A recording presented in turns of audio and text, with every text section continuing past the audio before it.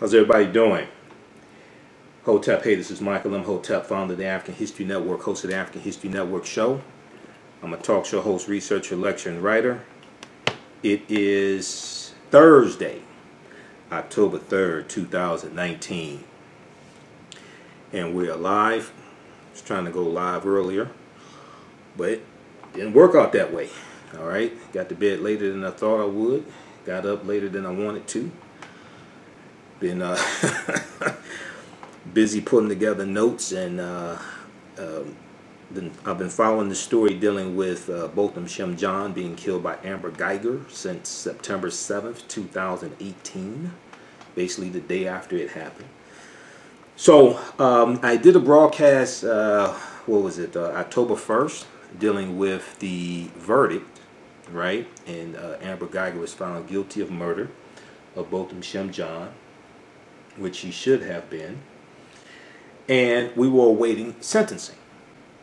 So I said that once the sentence is handed down, I would do another broadcast and actually deal with the sentencing.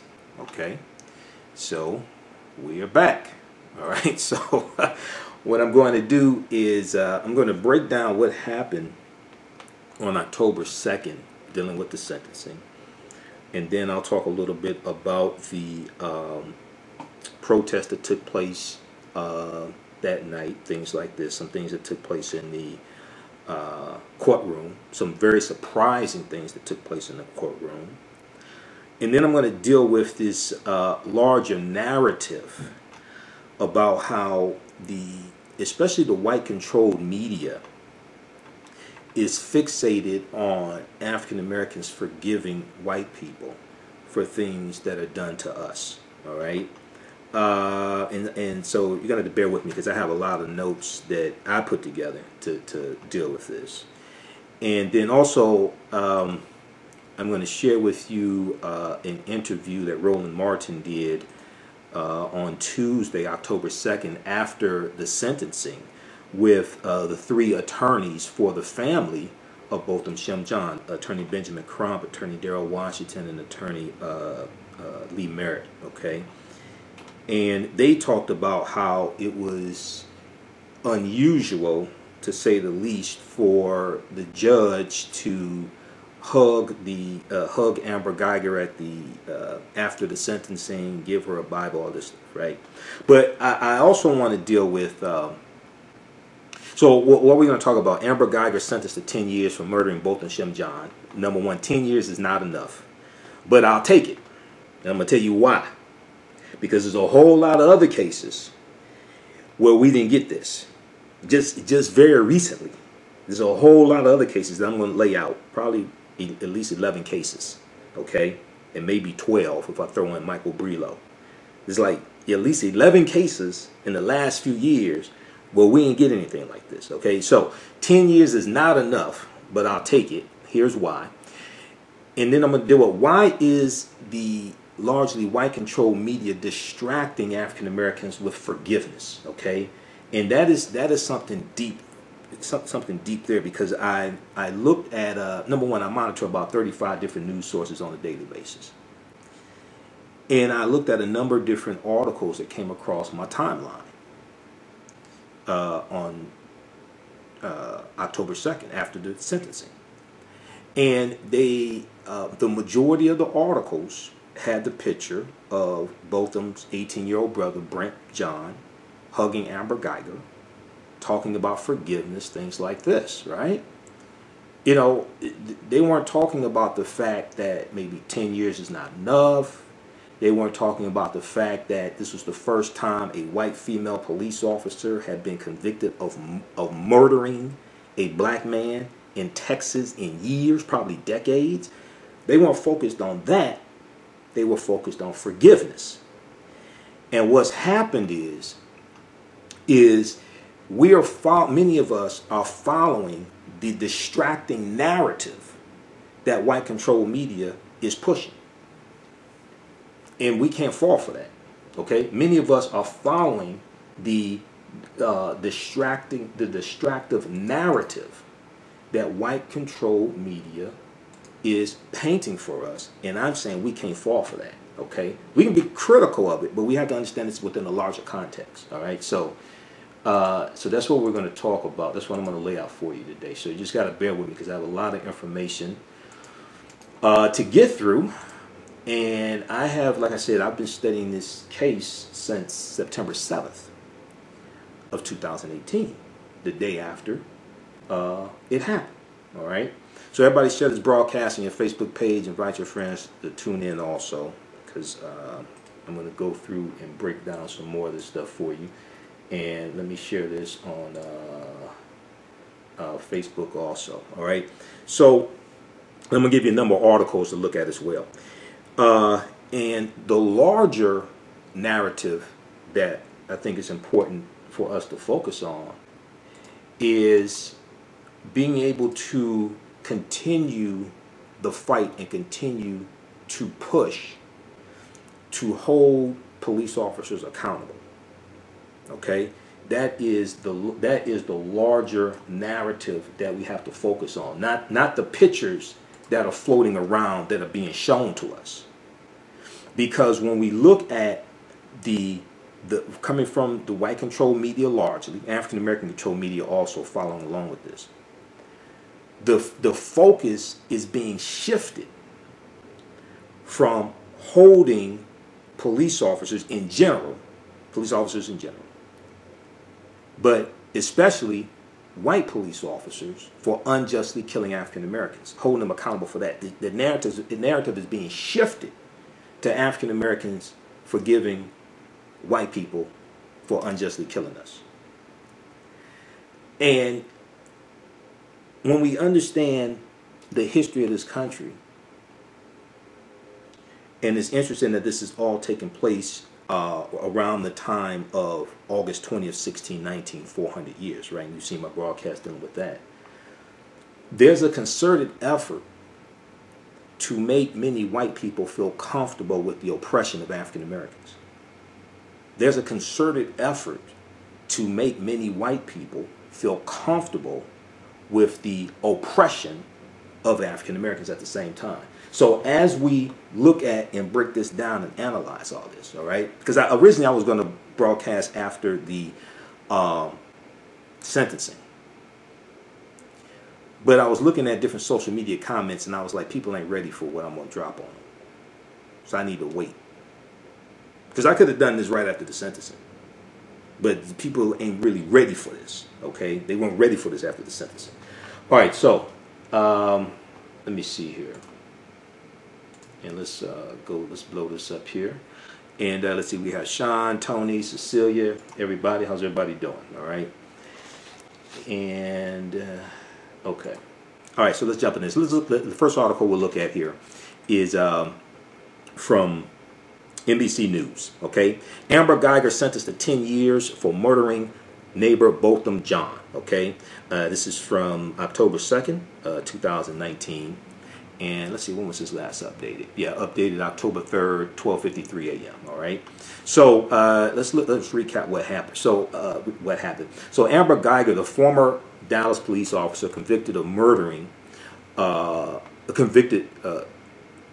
Geiger, the former Dallas police officer convicted of murder for fatally shooting her unarmed neighbor in his apartment while he was in his underwear eating vanilla ice cream, was sentenced Wednesday, October 2nd, to 10 years in prison. So Amber Geiger, 31, learned her fate after a sentencing hearing that included emotional testimony from the family of the victim, Botham Shem Jean, and revelations that she shared racist and offensive text messages and social media posts. Okay, so at the sentencing portion, okay, there was new information that we found out also at the sentencing portion.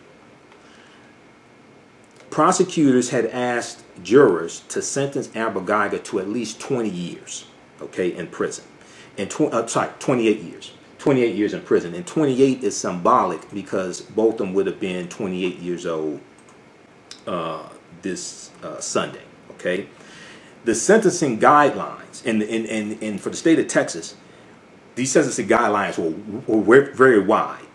The sentencing guidelines were between 5 and 99 years in prison. Okay, this is extremely wide sentencing guidelines, but between 5 and 99 years in prison. All right, she ended up getting 10 years in prison. So many experts are saying with good behavior she could do 5. All right, but I mean we have to be. Now let me just explain something to you. I have been doing radio 9 years. I have covered numerous police shootings. And if you watch my show, you go back and listen to my almost 1,000 podcasts, you'll see that I have covered numerous police shootings. All right? And most of them, no trial happened. Even if it was caught on video. Most of them, no trial, no indictment happened. All right? So, let's see. Okay, so let's continue with this. So when I look at this and having covered numerous police shootings and studied them,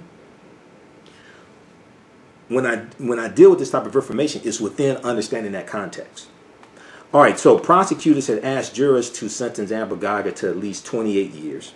Symbolic because Botham Shem Jean would have turned 28, or turned 28 this past Sunday, I should say, last Sunday.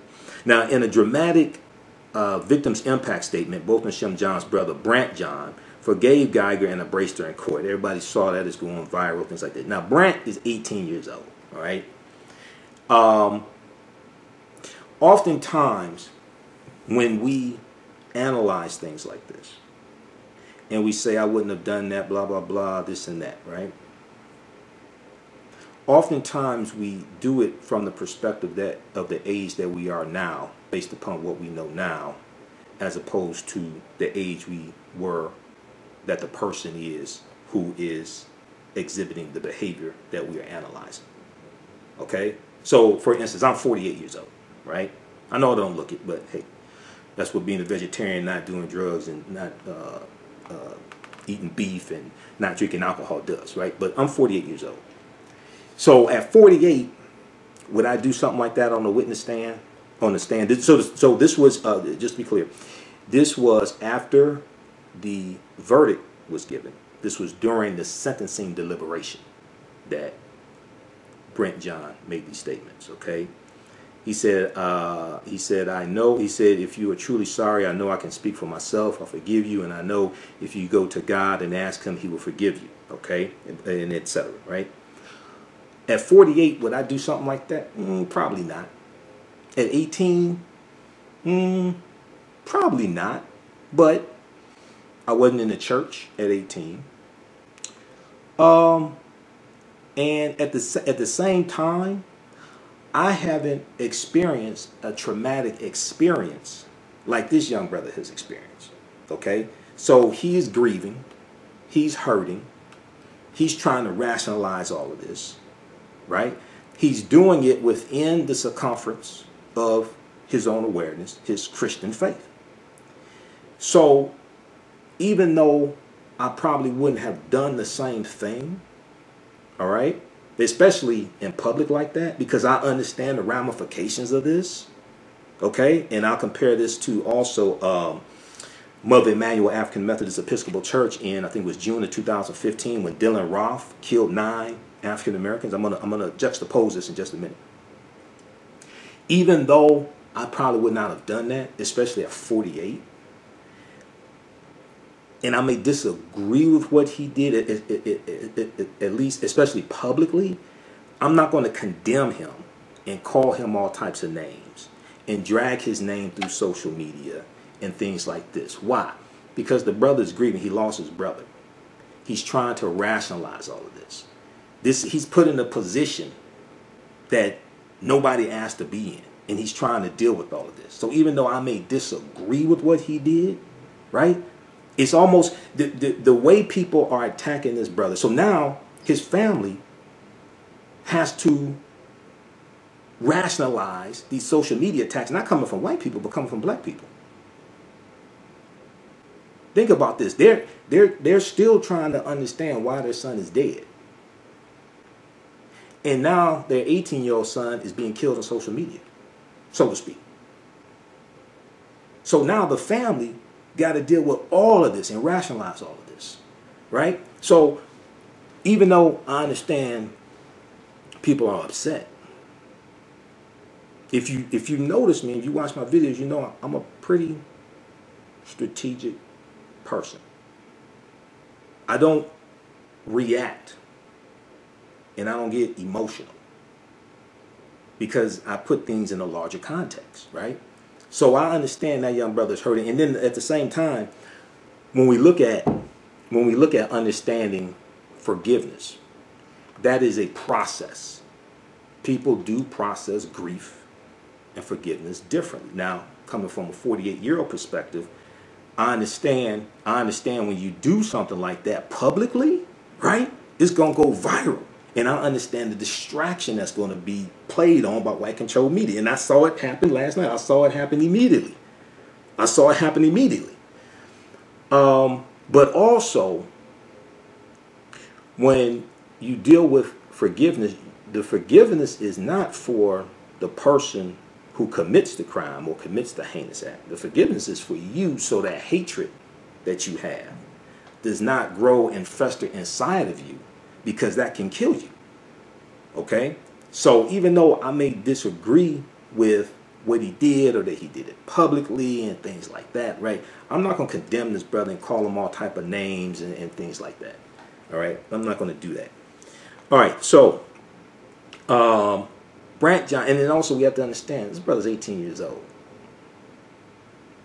Okay? He lost his brother. He's still trying to rationalize all of this. Okay, so Brant John, who acknowledged that he was not speaking for his family, added, I personally want the best for you. I wasn't even going to say this before my family, but I don't even want you to go to jail. I want the best for you because I know that I know that's exactly what both of them would want you to do. Give your life to Christ, things like this, etc. Okay? So, at the same time, you know, when I was 18, I wasn't in the church. So, you know, it is what it is. All right, but let's continue here. When I was 13, I was at the Catholic church, but I stopped going because my dad told me I had to go back if I didn't want to, and I ain't go back. But, okay, so let's continue here. So Brant John then asked permission to hug Amber Geiger, which was granted. He asked twice, actually, because I watched the footage. He asked twice. The judge gave him permission. All this is highly unusual. So he walks over, embraces her, and all this goes. Amber's crying, all this stuff, right? All this goes viral. Okay? All right, so set that aside. So Botham Jean's mother, Alton Jean, had testified on Tuesday that she still struggles with the trauma of her son's death. She still struggles with the trauma of her son's death, saying, I cannot sleep, I cannot eat. It's just been the most terrible time for me, okay? And totally understandable. I mean, that's totally understandable, okay? This is the mother who gave birth to Botham, changed his diapers, all of this, right? So she's talking about the trauma and the devastation that his death in the aftermath of the death has had on her personally.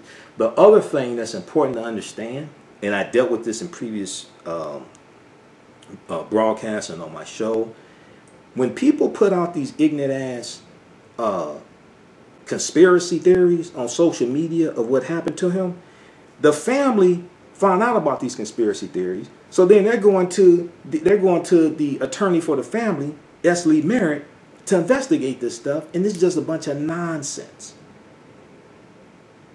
So people have to understand, when you put these ignorant ass conspiracy theories out here that you got off the internet, and you ain't go research this stuff, and you start circulating this nonsense, the family hears about this.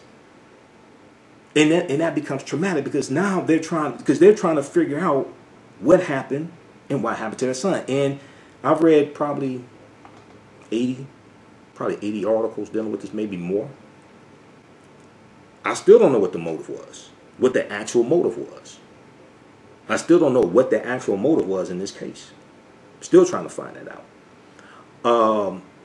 Okay, so Amber Guyger did not testify during the sentencing portion. She testified at the end of the trial the actual trial, but she did not testify during the sentencing portion. But she has the opportunity to appeal the conviction in this unique case, which has gripped the city of Dallas and shattered the idea that law-abiding residents can be safe in their own homes. All right. So that's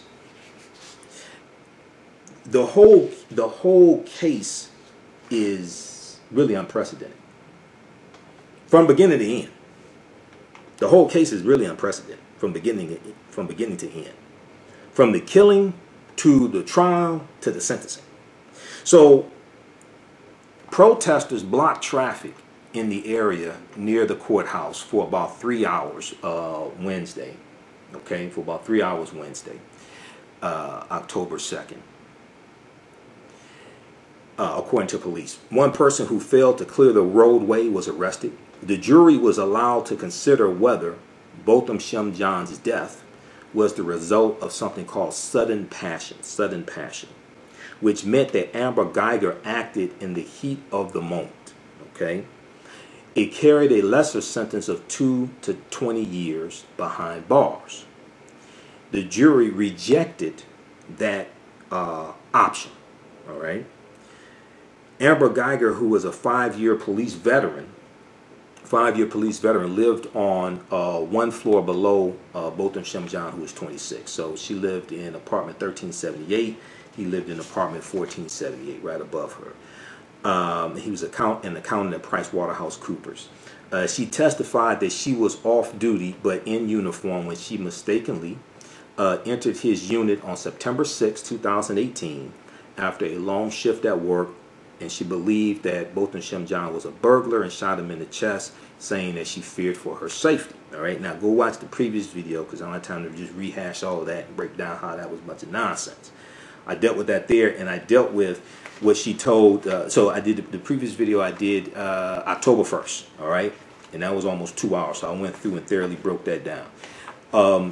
What she told, but just briefly here, what she told the Dallas Police Department in a sworn affidavit, which was her testimony of what happened, and that's a sworn affidavit, that's penalty of perjury if you lie. What she told the Dallas Police Department on September 7, 2018 was different than what she told the Texas Rangers in a sworn affidavit on September 9th, 2 days later, 2018. All right? So go watch the previous video where I break that down, because in the first one, when she with the Dallas Police Department, she didn't talk about she saw a large silhouette and she gave verbal commands, and additionally the door being open. The door, which was slightly ajar prior to Geiger's arrival, fully opened under the force of the key insertion. Upon the door being opened, Geiger observed that the apartment interior was nearly completely dark. Additionally, the door being open alerted complainant Botham Shem Jean to Geiger's presence, believing she had encountered a burglar, which was described as a large silhouette across the room in her apartment. Geiger drew her firearm, gave verbal commands that were ignored by complainant John, blah, blah, blah. When she gave her statement to the Dallas Police Department, she didn't talk about a large silhouette.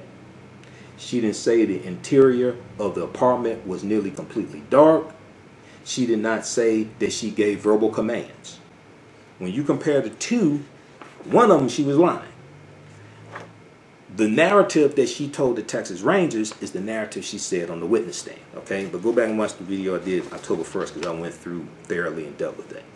All right, so Amber Geiger is white, as we all know, and Botham Shem Jean is a native of the island nation of St. Lucia. Okay, so he's of African descent, he's black. He moved to Dallas for a job with PricewaterhouseCoopers. His death stoked protests, led to Amber Geiger's firing and renewed conversations about police use of force and racial bias. During the sentencing hearing Wednesday, Amber Geiger's mother, Karen Geiger, who is 66 years old,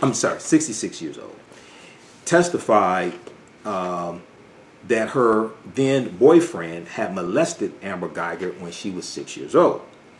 She said she reported the assault to police and that the man was arrested. NBC News was unable to immediately learn the outcome of the case. Karen Geiger added that her daughter was distraught after killing Botham Shem Jean. Karen Geiger, the mother of Amber Geiger, said she feels very bad about it. She said this through tears. Now, here's the question I have. I have many questions, but here's one question. If on the witness stand, the mother is bringing up that Amber Geiger was molested when she was 6 years old, as if I guess it's some way to mitigate what happened or her actions or something like that, did she ever get counseling for the molestation? And was this part of her police records?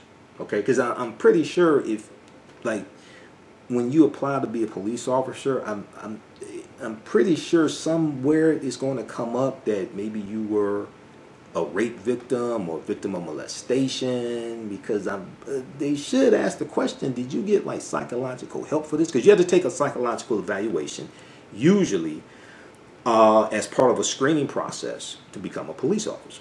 All right.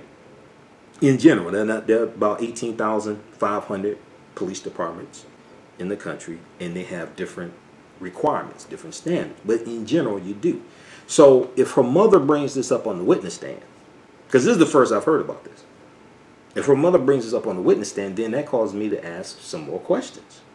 Did she ever get counseling for that? Was this part of a police record? Okay. I'm pretty sure she had to go through a psychological evaluation to become a police officer. Is this something that they're asked in the vetting process? Not saying that you being molested or you being a rape victim should exclude you from being a police officer. But because it's a traumatic experience, usually you need to get counseling to deal with that. All right. So she said she reported the assault to police. The mother, Karen Geiger, says she reported the assault to police and that the man was arrested. Now, Karen Geiger added that her daughter was distraught after killing Botham Shem Jean. All right. Now, Dallas County prosecutors built a case through Amber Geiger's police disciplinary records. All right. They built a case through Amber Geiger's police disciplinary records, text messages, and social media posts to speak to her character and argue that she was undeserving, and argue that she was undeserving of a lenient sentence. All right. Now, first of all, the prosecution did a really good job, and there were two sisters who were on the prosecutorial team. All right. The prosecution did an excellent job prosecuting this case. Jurors were shown 3 Pinterest posts. But this is social media. Okay, for those that know what the hell Pinterest is, jurors were shown 3 Pinterest posts that Amber Geiger had saved to her account and commented on. They included the picture of a military sniper with the text that read, "Stay low, go fast, kill first, die last, 1 shot, 1 kill, no luck, all skill." Right? In another Pinterest post, Amber Geiger commented under a picture of a minion from the movie Despicable Me. So a lot of people who have children have seen Despicable Me. And this post said, let me see, quote, "People are so ungrateful. No one ever thanks me for having the patience not to kill them." Okay, the comment read. All right, so she commented under a picture of a minion from the movie Despicable Me. So this is what her comment said. Now, new text messages were also shown to jurors between Amber Geiger and her married work partner. So she was having an affair with her police partner, who partner on the force, right around the squad car. His name is Officer Martin Rivera. So this came out in the trial. So this is not what we did not know this before the trial, that she was having an affair with her married work partner. Prosecutors had revealed their sexually explicit text messages during the trial, although her defense downplayed these text messages, saying the two were already, quote unquote, ramping down their relationship by the time the shooting occurred. Now, Officer Martin Rivera texted Amber Geiger in March of 2018, quote, "Damn, I was at this area with 5 different black officers. Not racist, but damn." Okay. Amber Geiger responded in a text message, not racist, but just have a different way of working and it shows. Now, Geiger texted with another officer in 2018 about the Martin Luther King Jr. parade in Dallas, Texas.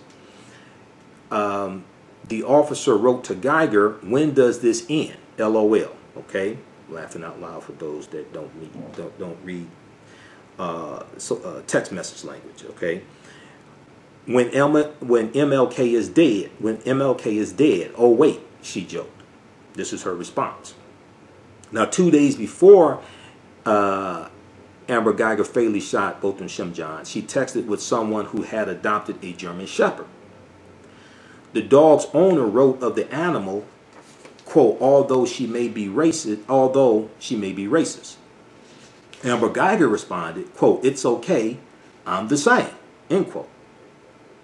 Now, okay, maybe I shouldn't say this, but no, I'm not going to say that. Okay. You the same what? All right.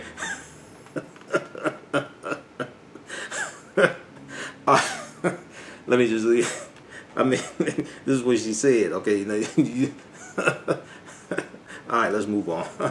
All right, so because of changes in social media platforms and their policies, this is not hate speech. This is what she texted. All right, so this is I'm reporting what happened. All right, so let's just move on. All right, so people are interpreting that as saying she's the same as racist. All right, okay. Now, Amber Geiger responded, quote, "It's okay, I'm the same," and she later added, "I hate everything and everyone but y'all." All right, so during the sentencing phase, okay, so after she was found guilty, then starting about 1:30 p.m. That same day, which was October 1st, they go into the sentencing phase, all right? And you have testimony, you have Botham's family members testifying, you had her family members, friends testifying, etc. during the sentencing phase. During the sentencing phase, defense attorney, in just a second, I'm monitoring this on the second laptop, and this second laptop is freezing up on me. Just give me a minute here. Freezing up on me.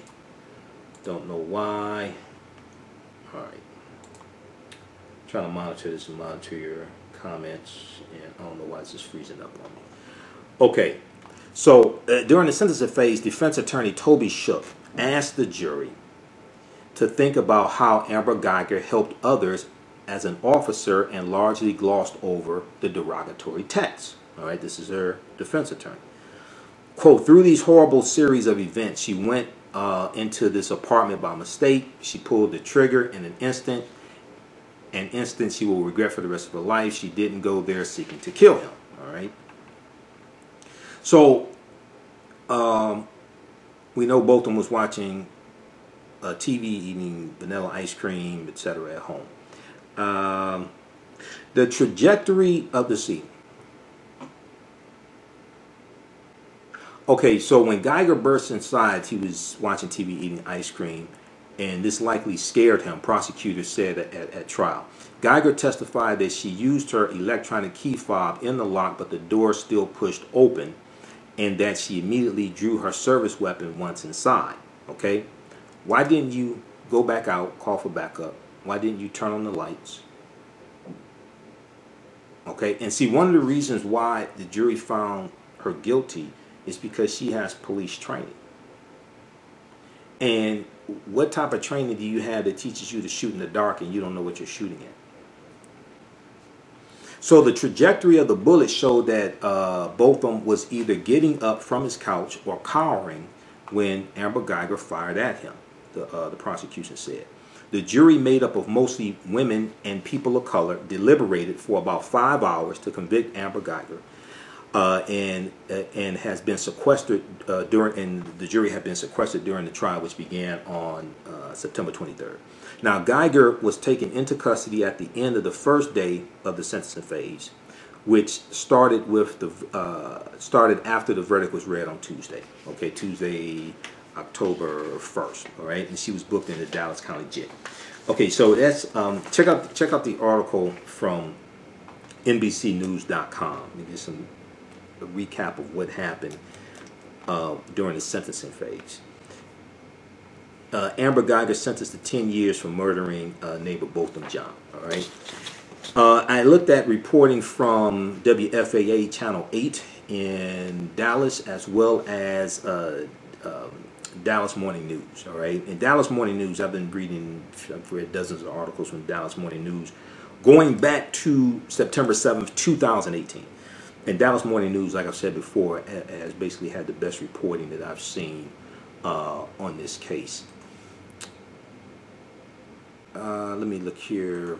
Okay, so we saw protests last night. Dallas Morning News has an article about that, as well as WFAA. Protests and prayers Wednesday night in the wake of Amber Geiger's sentence. Hours after, let's see, we've got it up here. Yeah. Hours after a jury handed down a verdict of 10 years in prison to Amber Geiger for murdering Botham Shem Jean, two very different reactions took place in Dallas. Two very different reactions took place in Dallas. While one group came together to protest downtown, Botham Jean's family joined with community members in prayer at a local church. So you had a lot of community activists who were pushing for prosecution. Now keep in mind,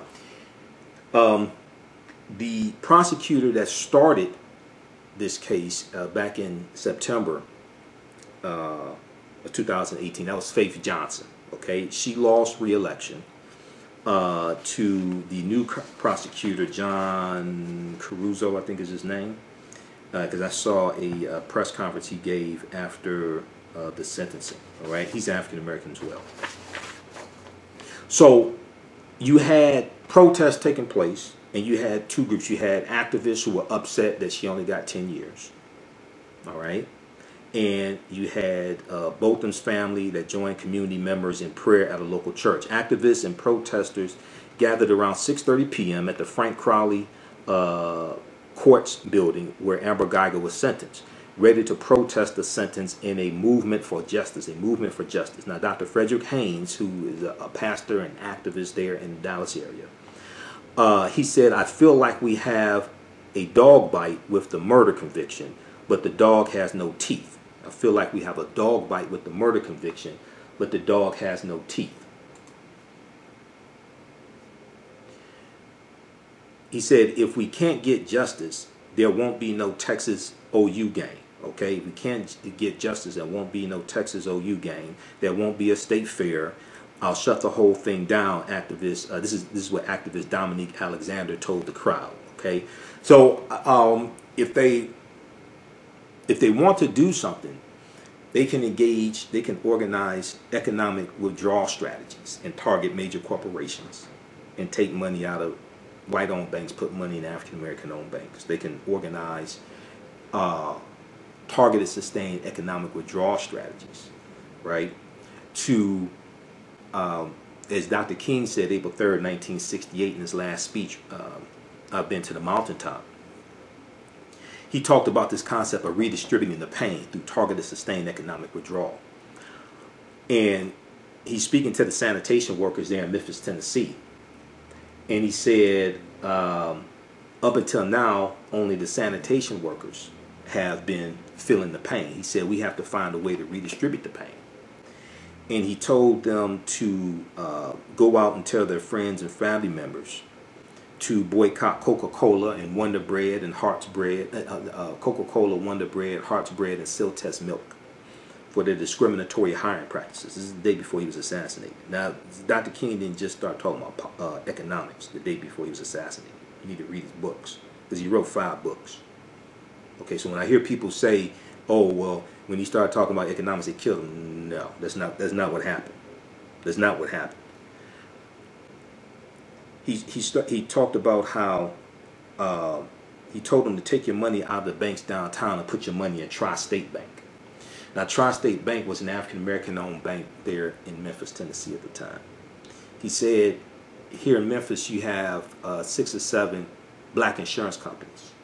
He said, take out your insurance policies there. And he talked about supporting black institutions, black-owned businesses, redirecting dollars to them, redistributing the pain. All right.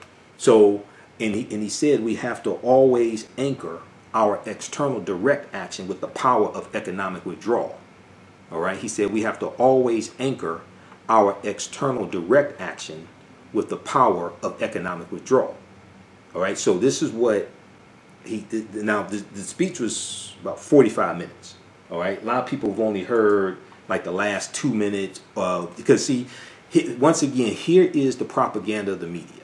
And if you've seen my lectures, things like this, you listen to my show, you know, I've been studying media for 27 years. The propaganda of the media, specifically the white-controlled media, is to focus in on the last 2 or 3 minutes of Dr. King's speech, I've been to the mountaintop, where he talks about getting to the promised land. The part of the speech where he's telling African Americans to leverage their dollars to enforce their economic agenda, their political agenda, and to redistribute the pain through targeted, sustained economic withdrawal strategies. That's largely not shown during Dr. King Day on the TV, on the television. They usually don't show you that. They focus on the last 2 minutes where he talks about, I've been to the promised land, you know, I've been to the mountaintop, I've seen the promised land, I may not get there with you, but we as the people get to the promised land, right? They focus on that part. Not African Americans leveraging their dollars to push their political agenda. That's in that speech also. So many people think the speech is what, 3, 5, 4 minutes? The speech is about 45 minutes. It's on YouTube, the entire speech. I've been to the mountaintop. Go to YouTube and watch it. They have the audio of it. Watch the entire speech. It's going to blow you away what Dr. King was saying. All right?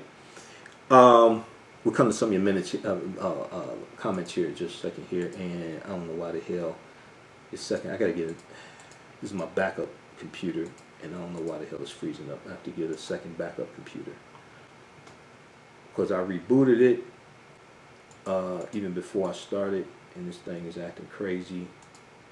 Hold on just a second here. Let me... and I want to go to the... also want to go to the interview that Roland did with the 3 attorneys. I had that queued up, so I'm going to have to reboot this here, but we'll continue here. All right.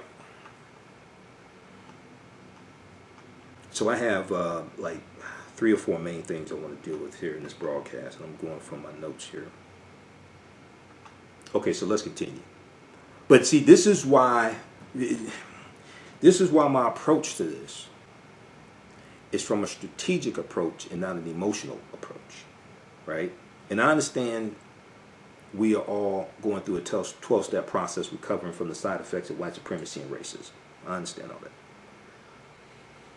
But if we don't approach this strategically, we're going to lose our minds. Because when we understand the impact that trauma has on us, it's traumatic seeing these videos of African Americans being killed by police over and over again on social media. Also, it is traumatic seeing, just like I posted an article, and you know, I see more articles and videos of these incidences than I actually post, because I want to post enough to get the information out. But I don't want to post so many that it becomes overly traumatizing also. Okay, so some of the videos and articles that I see dealing with a lot of these issues, I don't post or share. I may post 1 on that topic, but I may see 10. All right. I forgot the city, but it was like 3. They appeared to be Arab or Chaldean guys at a gas station who were assaulting some African American women over a dispute over some gas that spilled. They were filling up their car, some gas that spilled, right? And seeing that, now the guys have been arrested, they're going to be prosecuted. But seeing that right there is just traumatic for African Americans, male, female, what have you. It's traumatic. Okay? So all this is happening within this context. All right, let's see here. We got Helen, Sharifa, Janice, Natasha, and I'm trying to just bear with me because I want to acknowledge the people who are watching. Also, you know, I always like to do that. I'm trying to get the second laptop because I monitor the comments on the second laptop largely. So I'm trying to refresh the browser, so we'll go to that, okay? But I'm going to continue here, and then we'll come back to some of your comments and acknowledge some of the people watching as well. So African American business owners, also be sure to post the name of your business here on the thread of the broadcast. Email us at customerservice@africanhistorynetwork.com. Customerservice@africanhistorynetwork.com. We'll let you know how you can advertise with the African History Network.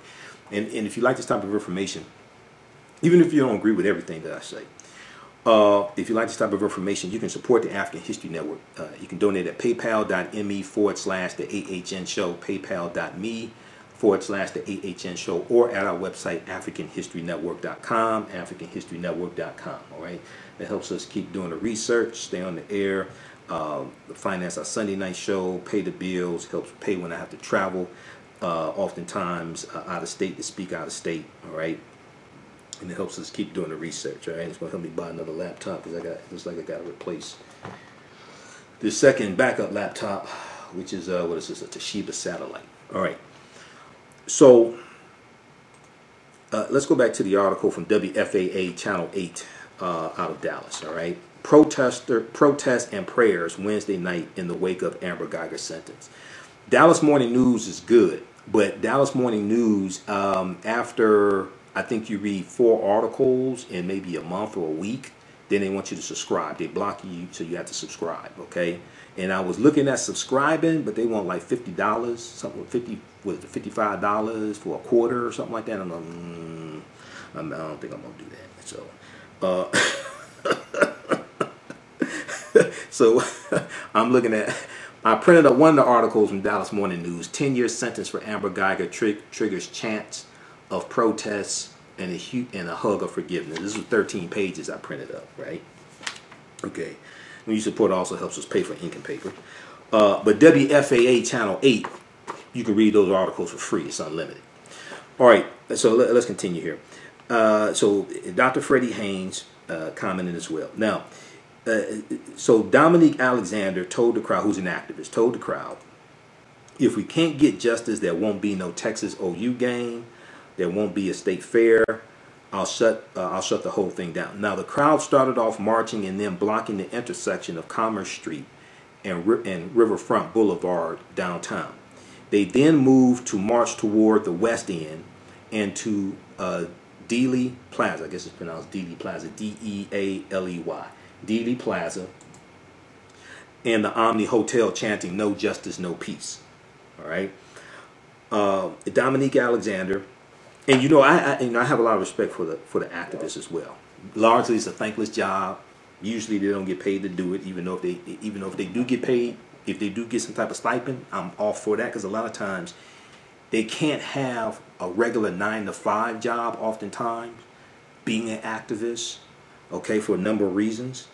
So I have a lot of respect for the activists, but along with the external direct action and the mass protests, we also have to have targeted, sustained economic withdrawal strategies. And the other thing is, when the economic withdrawal strategies happen, they can't just be local. African Americans across the country have to be made aware of the protests, of the economic withdrawal strategies, so that you leverage the power of African Americans across the country to target 3 or 4 or 5 corporations. And you leverage that power. 1. 2, you always have to give people alternatives of where to redirect their dollars to. So you can't just say, don't spend money with Coca-Cola, don't spend money with this company. Don't say, just boycott. No, you also have to give alternatives of where we should redirect our dollars to. All right. If we go back and look at 1960, I think it was, the Nashville, Tennessee economic boycott, Easter boycott, Nashville, Tennessee, 1960. This was a boycott of stores in the downtown business district. All right. If you watch Eyes on the Prize, you watch the installment from 1960 called Ain't Scared of Your Jails. If you watch Eyes on the Prize, they break down this history, and I deal with this in some of my lectures. Because I have presentations where I deal with a history of us using different types of economic withdrawal strategies to fight back against white supremacy and racism. And in this boycott, they had a boycott of the downtown business district, of the Woolworth and Kresge's and things like this. But this boycott spread to something like 50, 60 cities across the country, where African Americans up north were boycotting Woolworth and Kresge to be in solidarity with their brothers and sisters down in Nashville, Tennessee. This is 1960. There was no Facebook, YouTube, Twitter, Snapchat, Pinterest, none of that. No internet, cell phones, none of that. But you had a nationwide economic boycott. Adam Clayton Powell Jr. was interviewed, and he was asked by a reporter, are you saying that all Negroes should participate in this economic boycott? Something to that effect. I'm paraphrasing. And Adam Clayton Powell replied, no. He said, I'm saying all people who love freedom or love justice or want to do what's right should participate in this economic boycott, right? Go study that. In Nashville, Tennessee, African Americans spent something like $10 million in the downtown business district back in 1960. And what they did was they leveraged their economic power to push a political agenda, because the goal was to break the back of segregation in Nashville, period. It wasn't just about being able to shop at stores in downtown. That's only not being discriminated against and being dehumanized and treated inhumanely in the downtown business district was only part of it. The overall goal was to break the back of segregation in Nashville, Tennessee, which then also tied into voting, having first-class citizenship. All this was tied together. And this economic boycott was basically largely led by African-American college students in Nashville. All right, so watch it. Now they have installments of Eyes on the Prize on YouTube also, if they haven't taken them down. I'm not the one to put them up there, but they're there. And I ordered the full set off of Amazon for about $25. Even though Eyes on the Prize is problematic and it's painting a certain narrative of the civil rights movement, like they only deal with Malcolm X for about 90 seconds in the third installment dealing with 1965. They don't talk about Marcus Garvey. They don't talk about the Deacons for Defense and Justice. They don't talk about the armed resistance that was taking place during the civil rights movement. They don't talk about Robert F. Williams and the Black Guard and Robert F. Williams, who wrote Negroes with Guns. They don't deal with none of that stuff. Okay? They don't talk about the fact that Dr. King in 1956 during the Montgomery bus boycott tried to get a concealed pistol license in Montgomery, Alabama, and was denied a concealed pistol license because Dr. King owned guns. Now he's later going to get rid of his guns because Bayard Rustin talked him into getting rid of his guns. But see, when you read Charles E. Cobb's book, Professor Charles E. Cobb, who wrote the book "This Nonviolent Stuff Will Get You Killed: How Guns Made the Civil Rights Movement Possible," he talks about the incident that took place when Bayard Rustin came over to Dr. King's house one day and went to go sit on the couch, and he almost sat on a loaded gun. And Dr. King said, "Don't worry about that. That's just for protection." Then they got into this long discussion for hours, and Bayard Rustin is saying, "Well, wait a second. You can't lead this nonviolent movement and have guns because, see, if somebody breaks into your house or tries to harm you or your family, you shoot them. This can disrail this nonviolent movement." Dr. King had guns to protect his family because, I mean, remember, he's from Atlanta. So he understood, coming from the South, he understood a history of terrorism inflicted upon African people in this country. And also, he's getting death threats during the Montgomery bus boycott. 2 days before the lawsuit of Browder versus Gale was filed, February 1st, 1956, his house was firebombed. Okay? So Dr. King is operating from this perspective. But Bayard Rustin convinced them to get rid of his gun, so he did it.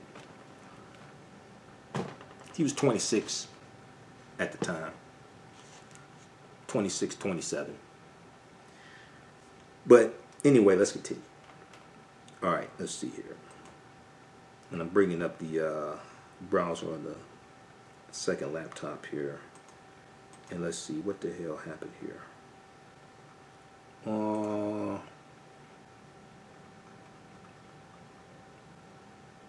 right, let's continue. Hopefully we're still on live, because something happened on the first one. All right, let's continue.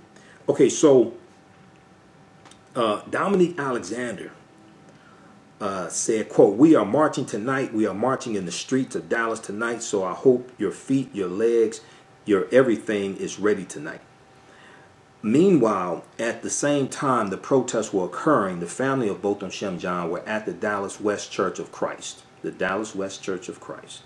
speaking at a prayer service for their son. All right. Now, Bertram John, who's Botham's father, said that his other son, Brant, who's 18 years old, Brant's expression of faith and forgiveness toward Amber Geiger in court Wednesday did not surprise him. All right. He said it's the way he said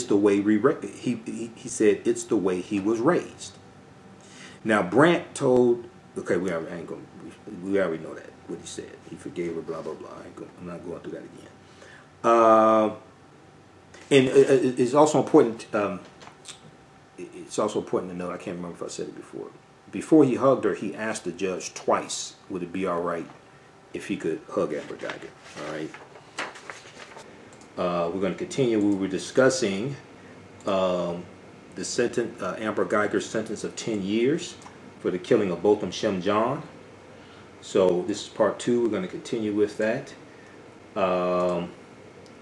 Let's see. Part 2. Amber Geiger sentenced to 10 years for murdering Botham Shem Jean. 10 years is not enough. Okay, but I'll take it. Here's why. And also, we're discussing why is the media distracting us with forgiveness? Why is largely the white-controlled media, but African-American controlled media is picking this up also? Why are they distracting us with forgiveness? Okay, so I'm going to get deeper into this as well. How's everybody doing? We got Donnell and Yolanda, Demetrius, Kevin, Yolanda. How you doing, Yolanda Spivey? All right. African-American business owners, post the name of your business here on the thread of the broadcast. Invite your friends to tune in also. And let's see here. Okay, so when I left off, I was talking about Dr. King and the I've been to the mountaintop speech. Okay, did I get to the part where I was talking about Dr. King, who tried to get a concealed pistol license in 1956 during the Montgomery bus boycott? Okay, did you all hear that portion? Let me know. All right, because I'm recording with my video camera as well, and I got everything. So let me know, did I get that? Okay, let me know where I left off so I can pick up there. Okay, and then Yolanda Spivey, the blackinsurancenetwork.com, because we were talking about Dr. King, and he said, you know, in Memphis, Tennessee, you got 6 or 7 black insurance companies. Take out your insurance policies there. So you can contact Yolanda Spivey at the blackinsurancenetwork.com. Okay, so Vonnie, okay, so I talked about that. All right, so I was talking about the 1960 Nashville, Tennessee economic boycott, okay? And they were, this was a boycott of the downtown business district, all right? Did I get to that portion? Did you all hear that in part 1? Okay, so let me know if you heard me talk about that. And I was talking about Eyes on the Prize. It's talked about an Eyes on the Prize in the installment of Eyes on the Prize called Ain't Scared of Your Jails, all right? And this was a economic boycott of the downtown business district, largely led by African-American college students. and they were pushing for first-class citizenship. They wanted all of their rights right now. But this boycott spread to about 59 cities across the country. Okay, spread to about 59 cities across the country. Okay, let me see here. Okay, so I talked about that. All right. Okay, so I talked about it. So good, you heard that. All right, so I was relating that to the activists and the protesters who were protesting the night that the sentence came out in Nashville, not Nashville, in Dallas, Texas. Okay, close, close to Tennessee.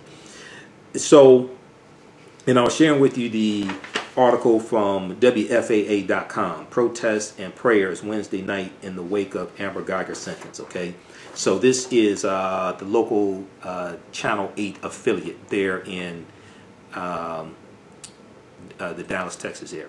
All right.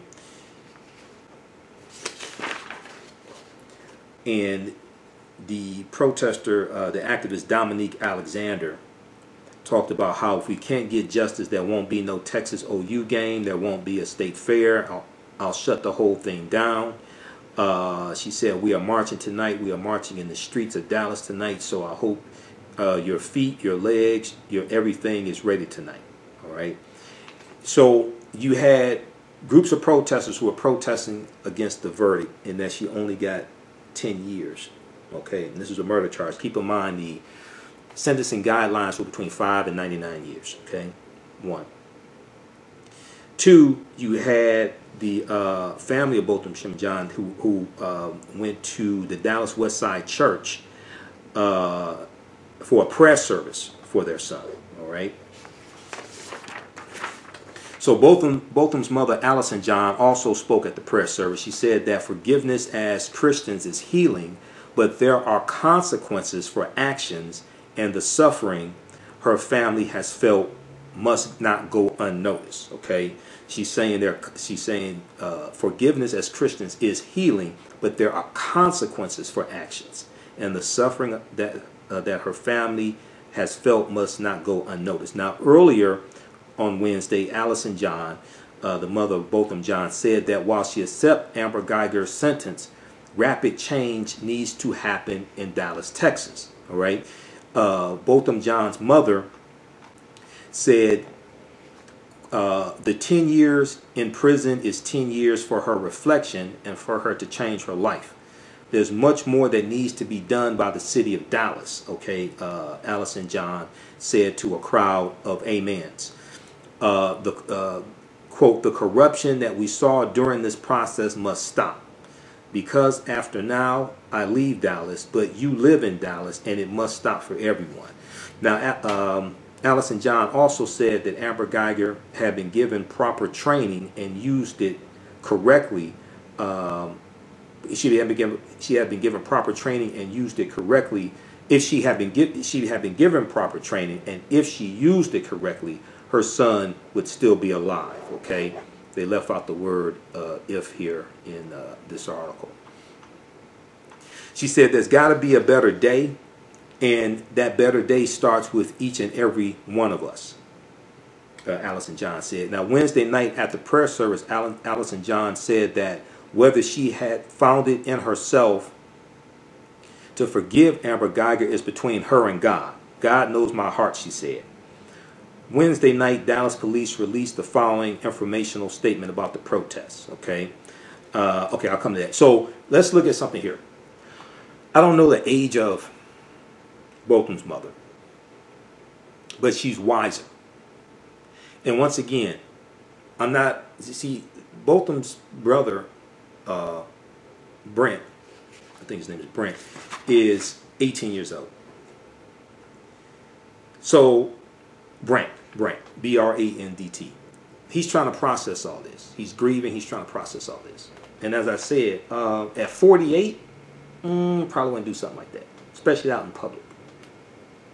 18, maybe not, but I really don't know. Because thinking back on it, 18 years old, be quite honest, I wasn't African-centered, and I was reading Blacktail magazine and Hustler magazine. I mean, 18, bullshit, at 16. But, you know, I'm just saying. At 18, probably not, but really don't know. You know, hell, really don't know. So his mother is wiser because she's not going to put this forgiveness stuff out in the atmosphere for it to go viral. At least not at this point. Okay? So what I find interesting is that, now I know I wasn't the only one reading magazines like that when I was 16, 18 years old. Okay? Don't act like you weren't doing that, okay, when you were 16, 17, and 18. Okay? I'm just keeping it real. Okay? All right. So, if we look at the difference between what his mother expressed and what Brant expressed, why isn't the narrative that his mother expressed being circulated on social media and dominating social media and dominating the clips on MSNBC? Why is the narrative that the 18-year-old son expressed? Okay, that's a very good question. Because when we look at the reporting, and see, when I look at cases like this, I go to the local news sources, because you're going to get, usually you'll get better coverage from the local news sources than you will from the national news sources. I read Washington Post, New York Times, I read what they say, things like that. But oftentimes they're quoting Dallas Morning News and WFAA, Channel 8 in Dallas, right? So I go read the local news sources. You're going to get better coverage because they're there on the ground. Alton John said that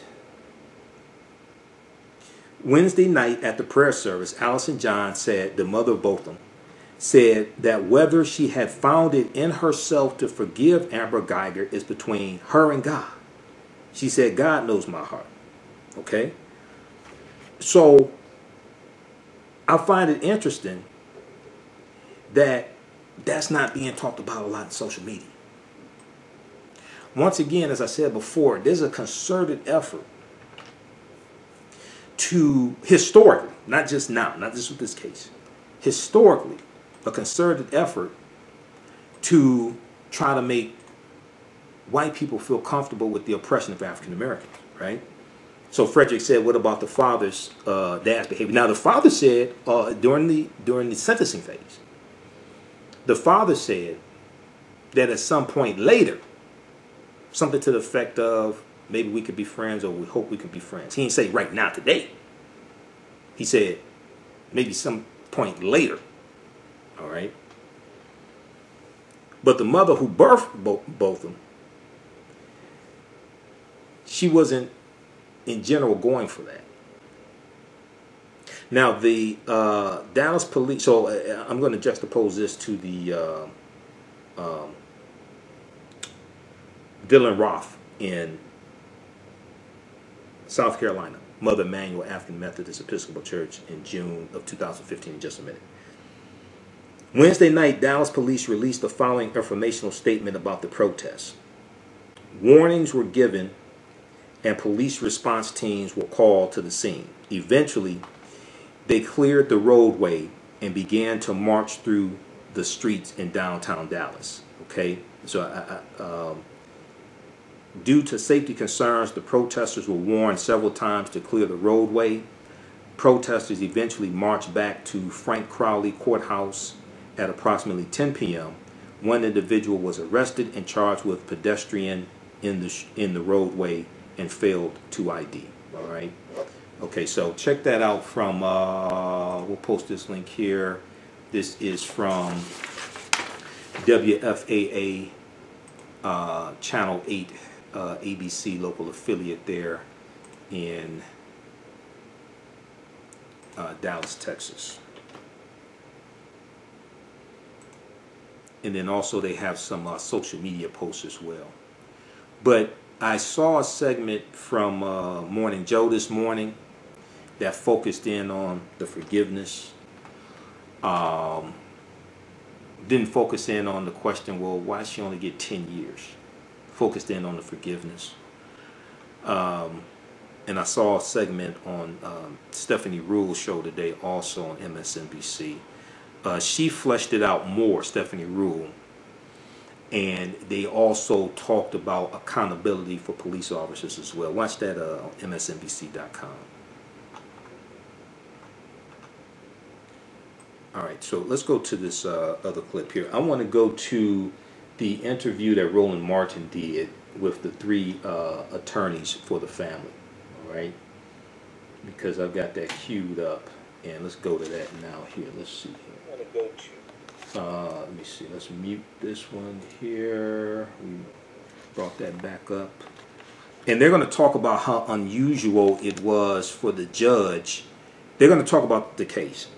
And they're going to talk about how unusual it was for the judge to hug Amber Geiger. I've never seen anything like that before. Okay, now let me say this also. People ask why she wanted to do that, and they're circulating pictures of her the judge doing that as well. All this stuff, right? As opposed to focusing on some other narratives. Now, from my understanding, the Judge Tammy Kemp, who overall did a good job, Judge Tammy Kemp did a good job of presiding over this case, okay, overall, in general. And I broke down, hey Christopher, how you doing? Thanks. And Anthony, thanks for the donation.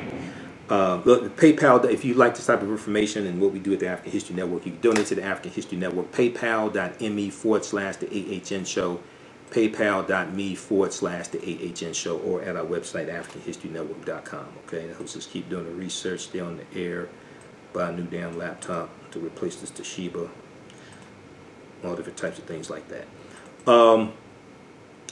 For my understanding of Judge Tammy Kemp, who's African-American female, as we saw, she was supported by one of the police unions when she ran, because this is an elected position. She was supported by one of the police unions. They endorsed her, right? This was the third police officer to be convicted in Texas in the past 2 years. Okay, if we look at Dallas Morning News, look at their reporting from Dallas Morning News. I think it's in this article here. Oh, no, the other one from Dallas Morning News. Legal experts say Amber Geiger guilty verdict signals major shift in how juries view police officers. Now, this was on October 1st, after the guilty verdict, but before the sentencing. All right, because I read a number of different articles on this, and she was the third Dallas police officer to be found guilty of killing an African American in 2 years. All right, we know that the officer who killed Jordan Edwards was found guilty of killing Jordan Edwards there as well.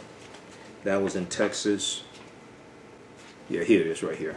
Page 1. The Amber Geiger murder conviction is the third against a Dallas area police officer in 2 years.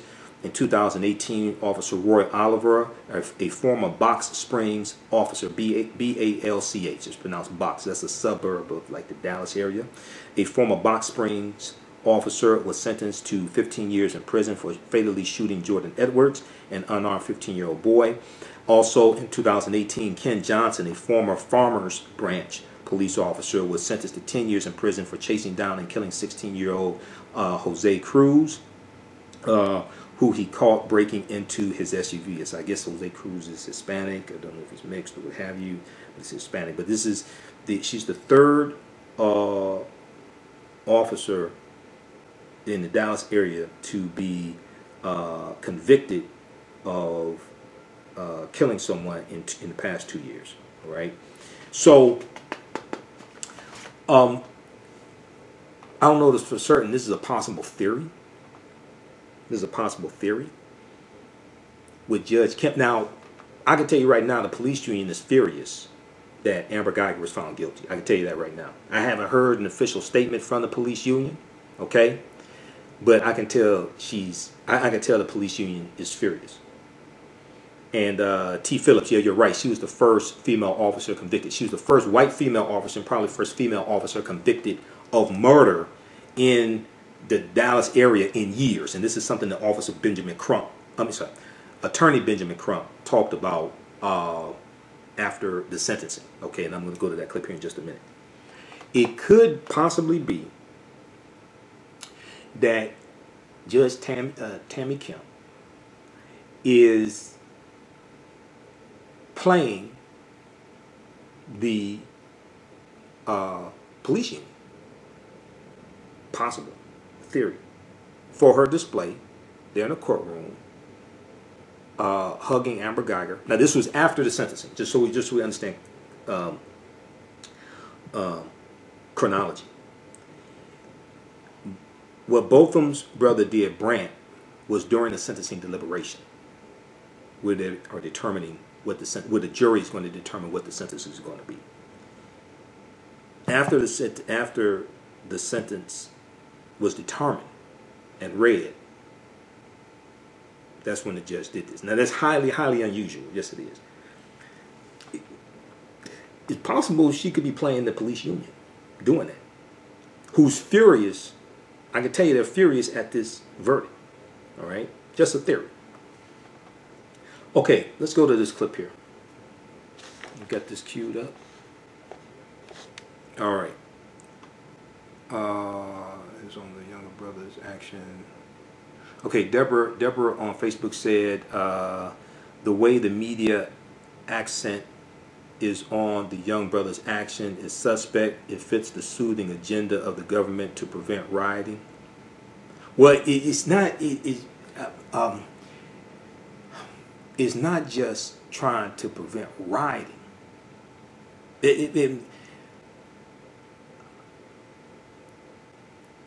That could be part of it, but this is a larger narrative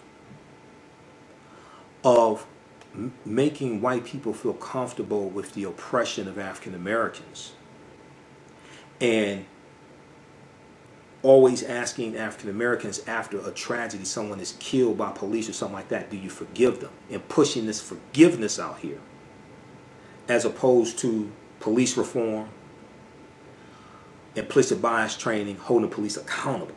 All right, this is the narrative that's being pushed, okay? Or the fact that this is the first, because see, I went through and looked at a number of headlines. I didn't see any headlines that said this is the first white female police officer to be convicted of murdering a black man or black person in years in Texas. I didn't see no articles that said that in the headlines. I did see a whole bunch of articles of forgiveness and showing him hugging her and all this type of stuff like this. So you have to sit back and ask the question, well, why? I didn't see any articles saying that Botham's mother didn't say whether or not she forgave Amber. I ain't seen no headlines like that either. Now, there may be one out of 100 news sources, but those weren't the dominant, that was not the dominant narrative, right? Pay attention to this. Okay, so let's go to this clip here. This is from Roland Martin Unfiltered, Tuesday, October 2nd, 2019. Hold tight 1 second. I want to go back to Dallas. We have Ben Crump, who's with us. Ben, who do you have with you? I have Attorney Gerald Washington and Attorney Lee Merritt. I got to ask the three of you. Tom Joyner this morning asked me how many years I think Amber Geiger was going to get. I said 15. The prosecution was asking for 28. How do y'all feel about 10 years? Well, 10 years is going to be inadequate every time. We believe that Botham's life matters a lot more than that. But we understand that we've been so close to this family. We saw the kind of love that was expressed by Botham, that was expressed by his little brother, that permeates that family. And because of that, we thought, 99 years would be far too little time. However, 99 years is not going to bring Botham back to that. Okay, this is Attorney Lee Merritt, who's the lead attorney. Okay, S. Lee Merritt. This is who's talking right now. There's additional work that needs to go on. We need to continue to push to fight to change the culture and to change the city of Dallas. So that's what we're focusing on. The one thing I said, Roland, at the press conference, everybody was talking about consideration for this white policewoman who killed this unarmed black man in his apartment. I thought about, and you know this well, all the black men who have been wrongfully convicted, who spent decades in prison. Why aren't we asking consideration for them, like the white community was asking for consideration, like this policewoman? So we have a lot of work to do in America. We thought, because this was historic with the first conviction of a white policewoman of murder for killing a black man, that this was going to be equal justice. But we saw with this sentence, we still have work to do. Okay, so that was Attorney Benjamin Crump. Now here's Attorney Daryl Washington. And Roland, just to add to that, we were happy to get the murder conviction. However, you know, when you look at 10 years, there are black men who have been sentenced to more than 10 years for selling weed. There have been people sent to prison for a longer time for stealing a sneaker bar out of the store. So, again, we have a lot of work. The fact that we were able to get a murder conviction on a white lady police officer is, I think, is significant in itself, but still, there are major issues that we are faced with in Dallas and throughout this country that we must take on head on right now. I have to ask you, do you believe that it was inappropriate for the judge to come off of the bench and embrace Amber Geiger? You know, hold on. Let me rephrase. I'll rephrase. The three of you. No. That's what I said. I'll rephrase. The three of you have been in numerous cases. Have you ever seen a judge embrace somebody convicted of murder? Never, not once, not even on Hollywood movies. I mean, it goes even farther. Roland, this case has had so many twists and turns. Just on last evening, we saw a picture of a bailiff actually combing Amber Geiger's hair. I mean, and just to see a lot of the things that took place today, I've just never seen it happen that way. And it wasn't a mistake. She went in there with the intent to kill Botham when she walked in that apartment. And I think she should be treated as a murderer. We understand that people out there forgive people, but at the end of the day, we need to send a message to America that it is not acceptable to kill unarmed black men in their own homes. The justice system treats police differently. It's not news to anyone. The justice system treats white women differently. It's not news to anyone. This is part of the system that we're working to change, and there's more work to do. Amber Geiger is 31 years old, will go to jail, sentenced to 10 years, will be eligible for parole in 5 years, could also get out a lot earlier for good behavior. And I tell people, I open the show this way. Amber Geiger killed Botham Jean, and she got the same number of years that Bill Cosby got in prison. That's deep. Roland, these are some very difficult cases. We were looking at the black police officer who killed the white lady in Minnesota. If I'm not mistaken, he only got 12 years. These cases are so very difficult to get jurors to want to send police officers to prison for a very long time. Well, actually, remember, the cop who killed Philando Castile had no indictment. The black cop who killed that white woman, he got indicted. They distanced himself, and he got, more than 10 years in prison. The whole police force in the city just ignored it. Said, "No, we done with you." And in fact, the settlement that white woman's family received was far higher than what Philando Castile's family received. Yeah. So again, in this country, a white woman, her life is far seen as more valuable than an African American. And Roland, it's so deep what you say, because remember the police union in that Minnesota case where that black guy killed the white woman was the first time I ever saw the police union not defend a cop and turn their back on him. So we know it's always about race in America. Gentlemen, we certainly appreciate it. Thank you so very much. It was certainly an emotional trial there, and we'll see where her team chooses to appeal. Thanks a lot. Thank you, Roland. Okay, so be sure to watch and support Roland Martin Unfiltered. We share his broadcast here. He does it live Monday through Friday, 6 p.m. Eastern Standard Time, then it rebroadcasts. Follow him on Facebook at Roland Martin, R-O-L-E-N-D, and on YouTube, same thing, Roland Martin on YouTube. And a lot of people that have been following me know I know Roland is a friend of mine. I used to guest host his national radio show. numerous times, okay, when I was on the Empowerment Radio Network, when I was doing nationally syndicated radio on the Empowerment Radio Network. All right, so that was from, and watch the full show from October 2nd, also from Wednesday, October 2nd as well, Roland Martin Unfiltered.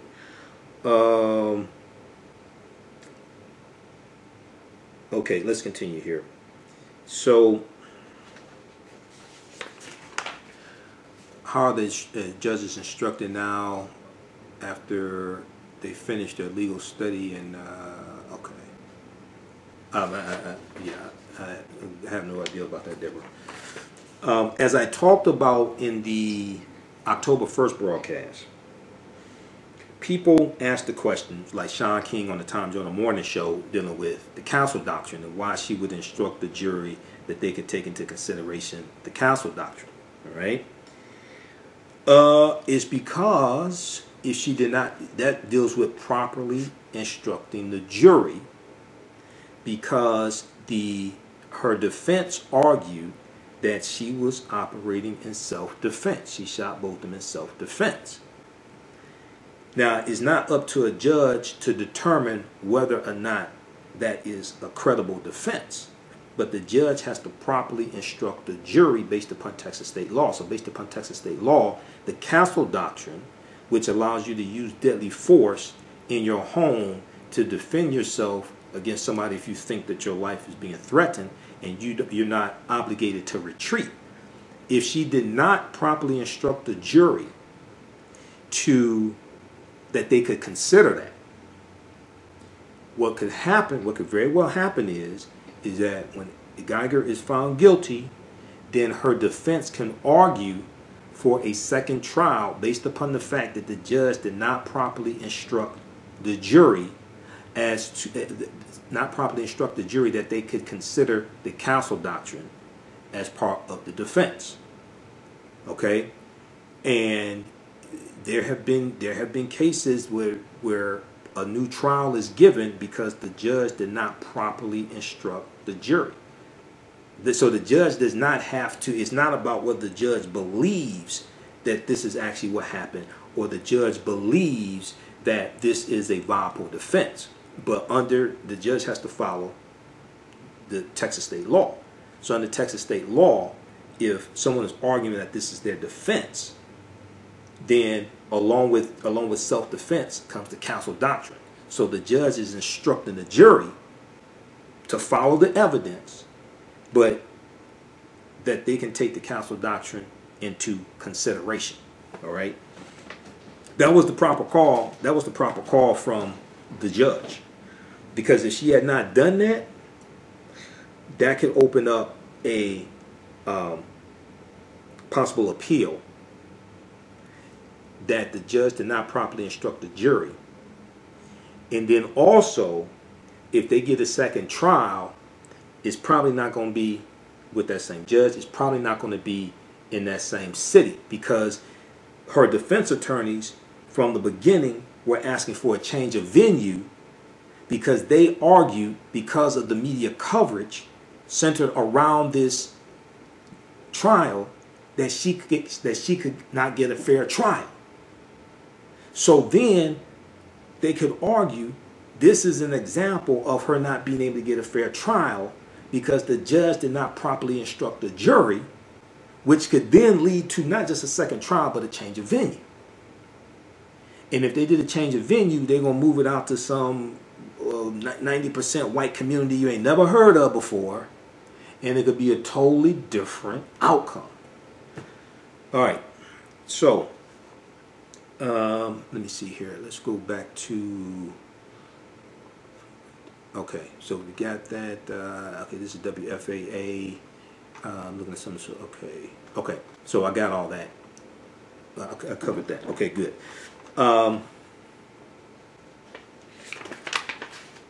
Dallas Morning News, 10-year sentence for Amber Geiger triggers chant of protest and a hug of forgiveness. Okay, I just highlighted some things in here. I'm going to go to, it's not redundant. Gathered outside the courtroom, activists shocked by the sentence began chanting "No justice, no peace."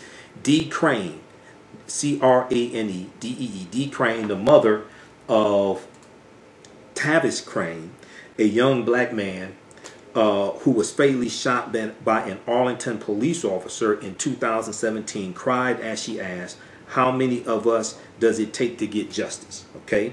What about my son? What about Botham Jean? Tavis Crane asked. I'm sorry, D. Crane asked his mother.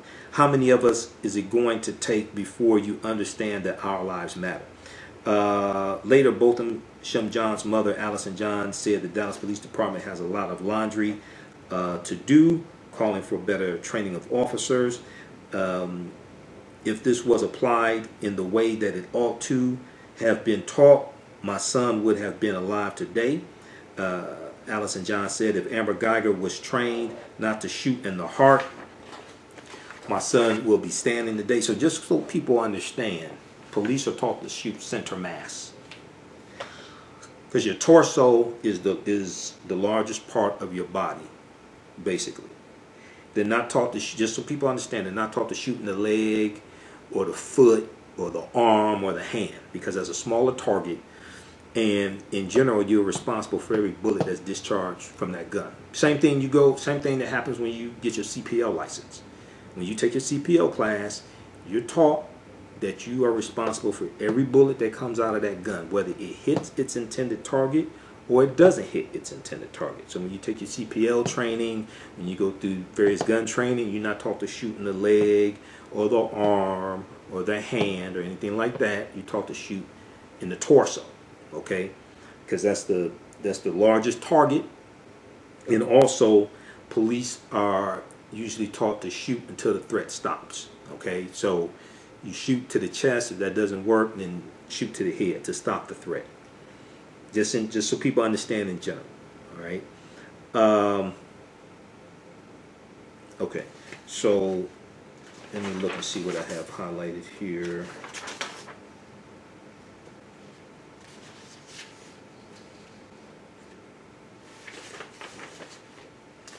Just a minute, okay. Okay, Geiger's mother took the stand. We talked about that. All right, so read this from Dallas Morning News. 10-year sentence for Amber Geiger triggers chance of protest and a hug of forgiveness. See, once again, forgiveness is here. I haven't seen any headlines that said like what attorney Benjamin Crump said. This was the first murder conviction of a white female officer in years in Dallas. I haven't seen any headlines that say this. Here it is. 10-year sentence of Amber Geiger triggers chance of protest and a hug of forgiveness. Once again, there's a focus on forgiveness. Dallas Morning News, October 1st, 2019. Now, this is after the conviction. Before the sentencing, after the conviction. Legal experts say Amber Geiger guilty verdict signals major shift in how juries view police officers. Aaron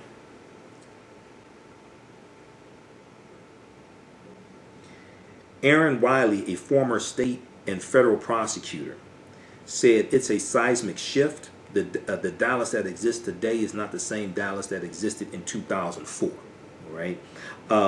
Alex Wiley said the jurors did something that juries in other U.S. cities have been hesitant or unwilling to do. Convict a police officer of murder. Convict a police officer of murder. Now, it is true that she wasn't on duty. She was in uniform, still a police officer. Usually, even when police officers get convicted, usually it's not for murder. All right? That's what made this, I mean, this whole case was totally bizarre, unique, strange, etc. At the end of the day, this is a healthy skepticism regarding law enforcement officials. Aaron Wiley said, who would have thought that Dallas would be at the forefront of the new civil rights movement? The epicenter is here. The Geiger conviction is the third against a Dallas area police officer in 2 years, as I talked about previously. I just want to look at my notations that I have here. Now, Brian Poe, P-O-E, is another former state and federal prosecutor. He agreed that Dallas County juries are bucking the trend. He said historically, he said historically the first responders have been given deferential treatment. Okay, we may be seeing a shift here where that's not the case anymore. They're not getting the pass like they used to. Now, when he was a state prosecutor, Brian Poe, who's a former state and federal prosecutor, said the general guidance was not to bring a case if the lead detective did not think a crime was committed. He said, I never wanted to go forward with something unless the investigator believed in the case. Okay, in this case here, the lead investigator was a Texas Ranger, African American guy. He didn't think that Amber Geiger did anything wrong, and the prosecutor still prosecuted this case. I mean, this when you go study this case was extremely unusual. Let me find that here. It was in the article from Dallas Morning News, 10-year sentence for Amber Geiger triggers chance of protest and a hug of forgiveness. And in some of the other articles from Dallas Morning News, as well as WFAA. This one here, it breaks down a look at a few key moments during the trial. And one of the things it talks about is Texas Ranger David Armstrong said outside the presence of the jury that he believed Amber Geiger was reasonable when she shot Botham Jean and that he did not believe she committed a crime. He was the law enforcement officer who obtained her arrest warrant on a manslaughter charge. All right. So, and the other thing was, if we go back and look at, so the state of Texas warrant of arrest. This is from the Texas Rangers. David Armstrong was the, and it says right here, manslaughter, second-degree felony. The prosecution upgraded it to murder. The prosecution upgraded the charge. The charge from the Texas Rangers, when they did their investigation, was manslaughter, second-degree felony, of which offense he is accused by the written complaint under oath or affirmation of Texas Ranger David L. Armstrong. Okay? All right, so this is it. The prosecution upgraded the charge to murder from manslaughter. They took up the case and went with the prosecution, even though the investigator who took the statements, he was the law enforcement officer who obtained her arrest warrant on manslaughter charge. He didn't think David L. Armstrong didn't think Amber Geiger did anything wrong, but the prosecution still pursued the case. So when you go break down this case, this is strange on a number of different levels. This is why I said 10 years ain't enough, but I'll take this, because I've studied this case since September 7th, 2018. All right, 10 years ain't enough, but shit, yeah, I'm sorry, but I'll take this. All right. So historically, so let's go back to the article from Dallas Morning News, October 1st, 2019. Legal experts say Amber Geiger guilty verdict signals major shift in how juries view police officers. All right. So what surprised Brian Poe, who is a former state and federal prosecutor, however, was the fact that the Dallas County District Attorney's Office pursued the case even though its lead investigator, a Texas Ranger, David L. Armstrong, believed that Amber Geiger acted reasonably when she shot Botham Jean. State District Judge Tammy Kemp did not allow the jury to hear that particular testimony from David L. Armstrong, a sergeant in the Texas Rangers. The black judge, the black female judge, District Judge Tammy Kemp did not allow the jury to hear that particular testimony from Texas Ranger Sergeant David Armstrong. When he was a state prosecutor, Brian Poe said the general guidance was not to bring a case if the lead detective did not think a crime was committed. The prosecution starting first under Faith Johnson, who was the African-American female prosecutor, who was a Republican, appointed by the governor. She lost the re-election to John, I think his name is Caruso, an African-American man. He's the prosecutor now. The prosecution pushed this case anyway. A lot of people have realized that we have to vote for prosecutors because prosecutors are elected positions. A lot of people realize, look, we got to vote these bad prosecutors out of office regardless of race. Now, the majority of prosecutors are white and majority white males. But regardless of race, we got to vote the bad prosecutors out, and we have to run better prosecutors and vote them into office who are going to do the right thing. Follow the law, do the right thing. Okay? If it's a justified killing, okay, well, it's justified. If it's unjustified, the officers need to be prosecuted. So, let's see. Okay, Derek Staub, S-T-A-U-B, a former Dallas County prosecutor who now defends people in state and federal court, said the prosecutors the prosecutors in this case smartly focused on the small details of the case, like the red doormat in front of Botham Jean's apartment.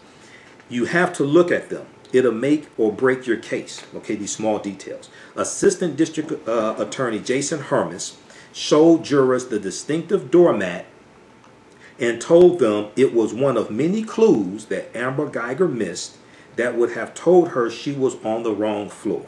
And he's a white prosecutor. He's the assistant prosecutor. And there were two sisters who were part of the prosecutorial team as well. Okay, so I saw him in action, and I saw the two sisters as well. Assistant District Attorney Jason Hermes. He showed jurors the distinctive doormat, the red doormat, that Botham had in front of his door. And Amber Geiger did not have a doormat in front of her door. Okay? And told them it was one of the many clues that Amber Geiger missed that would have told her she was on the wrong floor. With this verdict, Derek Staub, a former Dallas County prosecutor, said the jury, quote, clearly said this was not a mistake, end quote. Okay? Now, yeah, we do want more time, but I'm going to break down some of these other cases here. I got at least 11 here to show you how just a few years ago this would not have happened. Now, Staub said prosecutors also did a great job, quote, making this case alive. Jurors, he said, could almost picture themselves walking down the apartment building hall on that fateful night. The jury felt like they were there, he said, and they said to themselves, what would I do? Now, the fact that Amber Geiger saw no weapons or Botham Jean was key, he said. Amber Geiger testified that all she saw was a body. That's not enough to take out a weapon and shoot. Former state and federal, former Dallas County prosecutor Derek Staub said. That's not enough to take out a weapon and shoot, just seeing a body.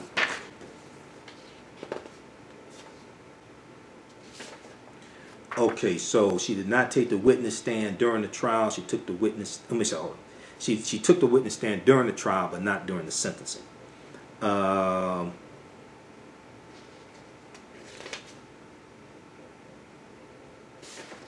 Okay, you can read the rest of this. Legal experts say Amber Geiger guilty verdict signals major shift in how juries view police officers. Now, some disagree, but I'm telling you, study this case. Dude, this is significant here. Let's see. Okay, so let me post this link here for you. This is from Dallas Morning News. And you may want to print this article up or something like that, because after you read so many of them, they're going to block you. Unless you use a different browser, then if you go to a different browser, you may be able to read another 4 articles. And then also another trick is try to Google the name of the article and try to go in the back door and pull it up that way. That may work and let you get a couple more articles also. Okay, we got Ibina, Vonda, Jessica, just a few of the people watching. Who else we have? Everybody share this broadcast on your Facebook page. Invite your friends to tune in also. African American business owners, post the name of your business here on the thread of the broadcast. We'll let you know how you can advertise with the African History Network. And we have a new advertiser also, carlmarshall.com, carlmarshall.com. And this is a African-American owned business that is similar to Auto Trader, but it connects African-American car buyers to African-American dealerships across the country. Okay, so if you're in the market for a car, visit carmarshall.com, carmarshall, carmarshall.com. All right, let's continue. I want to look at some of these notes here. So just a few years ago, so was it June of 2015, Mother Emanuel African Methodist Episcopal Church, Dylan Roth, kills 9 African Americans. At the arraignment, not the trial, at the arraignment, you had the survivors of the family members, they're teary-eyed, saying they forgive Dylan Roth. All right? Dylan Roth was not remorseful. He ain't asked for no forgiveness. Okay? They had not even buried their loved ones, and they're there talking about how they forgive. Okay? Now, I understand people grieve differently. I understand the grieving process, but I'm sitting there watching this. I'm saying, this is some fragganacle bull. I said, look, this dude, see, I can understand people eventually forgiving someone for killing their loved one. We're talking about your loved one hasn't even been buried yet. The person who did the killing is not even asking for forgiveness. And you talking about you forgive them. I'm like, don't do that. Especially in public, and it's being filmed, and this is being broadcasted, especially don't do that. Because then the whole narrative, right, was that, oh, they're so forgiving and these are church-going people and all this stuff. I'm like, no, you have a right to be angry. We have a right to go through the grieving process, just like everybody else has a right to go through the grieving process. So I juxtapose that to, I think it was 2018. I saw a man that was 95 years old who was a former Nazi. He ran like a Nazi death camp during World War II in Germany, I think it was. And he was dragged out of his home on a stretcher. He was 95 years old to be put on trial for Nazi war crimes, for killing the Jews. Now, I didn't remember anybody asking anybody, you forgive him for killing your relatives. I ain't hear that one time. They took him out. Look, I gotta find this damn article. They took him out. The authorities came. He's 95 years old. They pulled him out on a stretcher. He was barely conscious. And they were going to put him on trial for Nazi war crimes. Nobody asked, do you all forgive him for killing your ancestors or your relatives or things like that? Your loved ones? And World War II ended in 1945. So this goes back to the beginning, what I talked about in the beginning, how America historically has always tried to make white people feel comfortable with the oppression of African Americans. We're not allowed to go through the grieving process. When Gwen Carr, the mother of the mother of Eric Garner, she was asked, do you forgive the officer that killed your son? She said, hell no, I don't forgive him. Because they were still seeking justice. They're still trying to seek justice. She said, hell no, I don't forgive him. I said, go ahead, sister. I said, go ahead. I don't blame her. You know, after you get some justice, you get some closure, you can forgive. But notice how when tragedies happen to other people and their loved ones are killed, the reporters are not there asking them of other ethnicities, you forgive the person that killed them right away. But they ask us that. Because they're afraid what would happen if we were walking around angry. They're afraid what would happen. There's a concerted effort to make white people feel comfortable with the oppression of African people, of African Americans. So, I've been doing radio 9 years. I've covered dozens of police shootings. I've studied them and reported on dozens of police shootings, right? Just a few years ago, we couldn't even get a trial or an indictment. Just a few years ago, okay? Let's look at some of these cases. This is why I said 10 years is not enough, but I'll take it. Here's why. Look at Eric Garner. Eric Garner, that was on video. He said 11 times, "I can't breathe." Okay? Officer Pantaleo choked him, okay? And he dies as a result of being choked. Okay? That contributed to it. Officer Pantaleo was not prosecuted. Okay? He was not indicted by the grand jury. Not prosecuted. He was allowed to stay on the job on desk duty for 5 years and collect a salary for 5 years. He just recently, last couple months, got fired. Okay?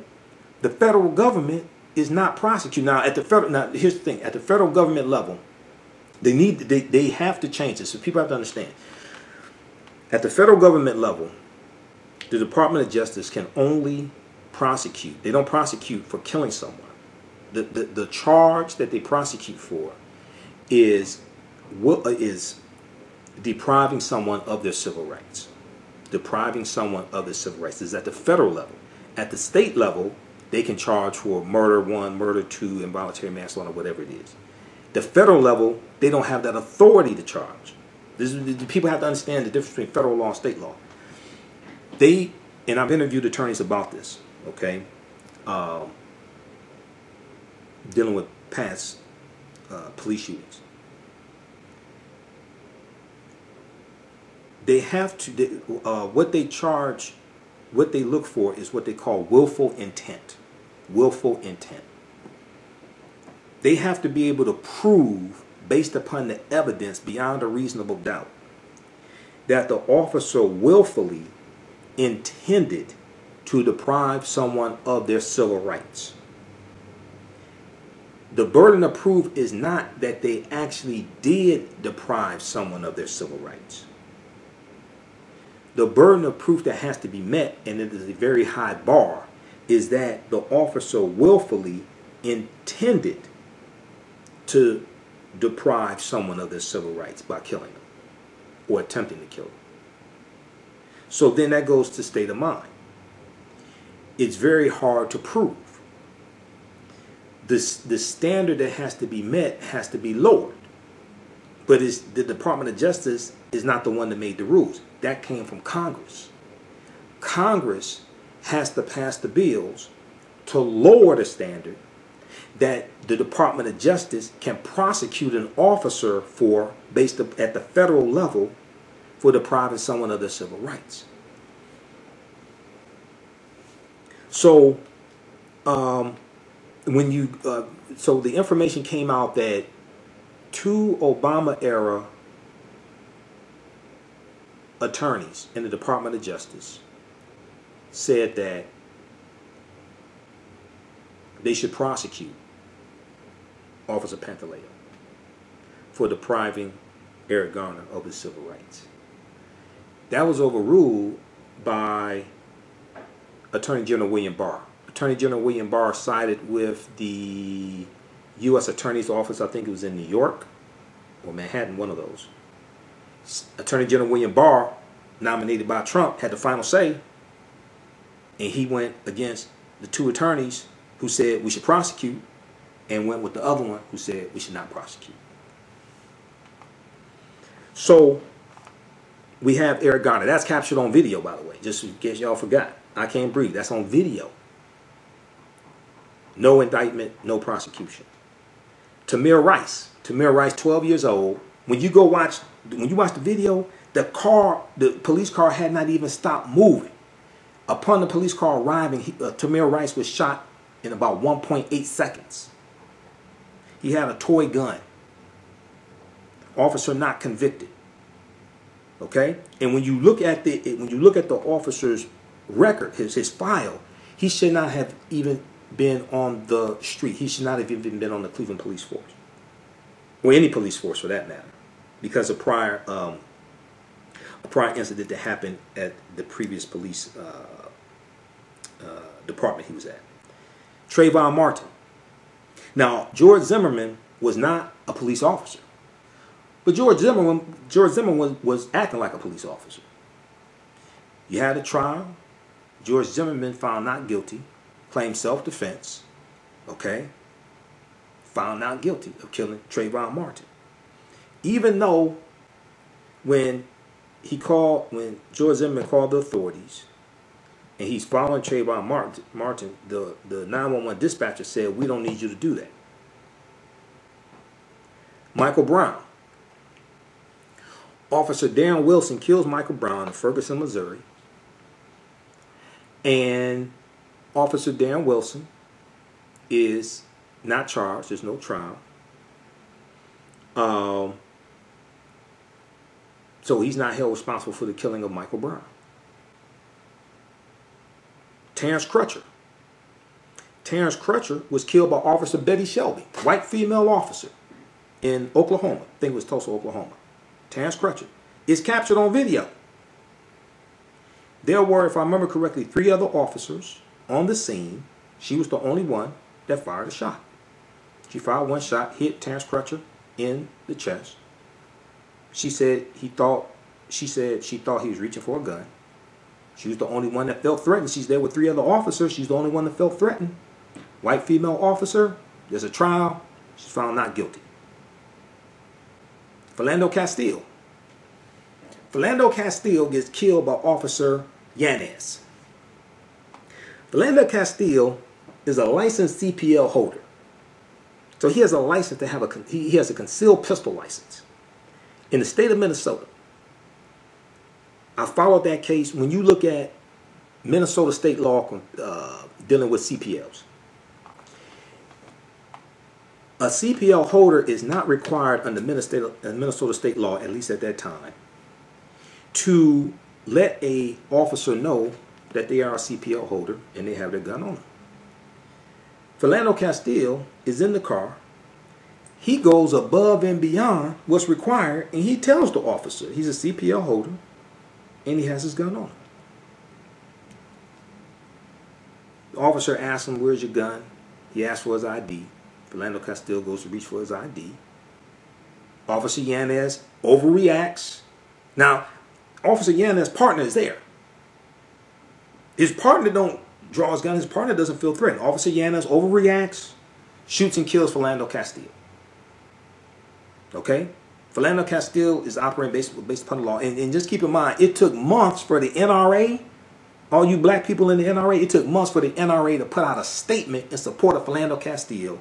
And he was a legal gun owner who had a CPL. But when you study the history of the NRA does not have a history of supporting African-American gun ownership, legal gun ownership. Look what they did in, I think, about 1969 in California with the Mumford Act and the Black Panther Party for Self-Defense. Because they came out in opposition to the Black Panther Party, who was legally carrying guns. The state of California had open carry in the state of California. They had an open carry law, so you could legally carry a rifle. You can open carry. Okay, so when you study the Black Panther Party for Self-Defense, Bobby Seale, Huey P. Newton, and a number of them, a lot of them were college students. So they were studying the law and learning the law, and they were using the law to their advantage.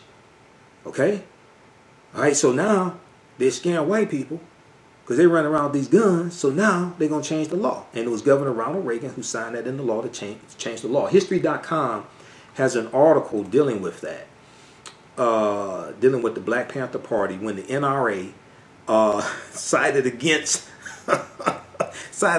the rights of the Black Panther Party to legally carry guns in the state of California.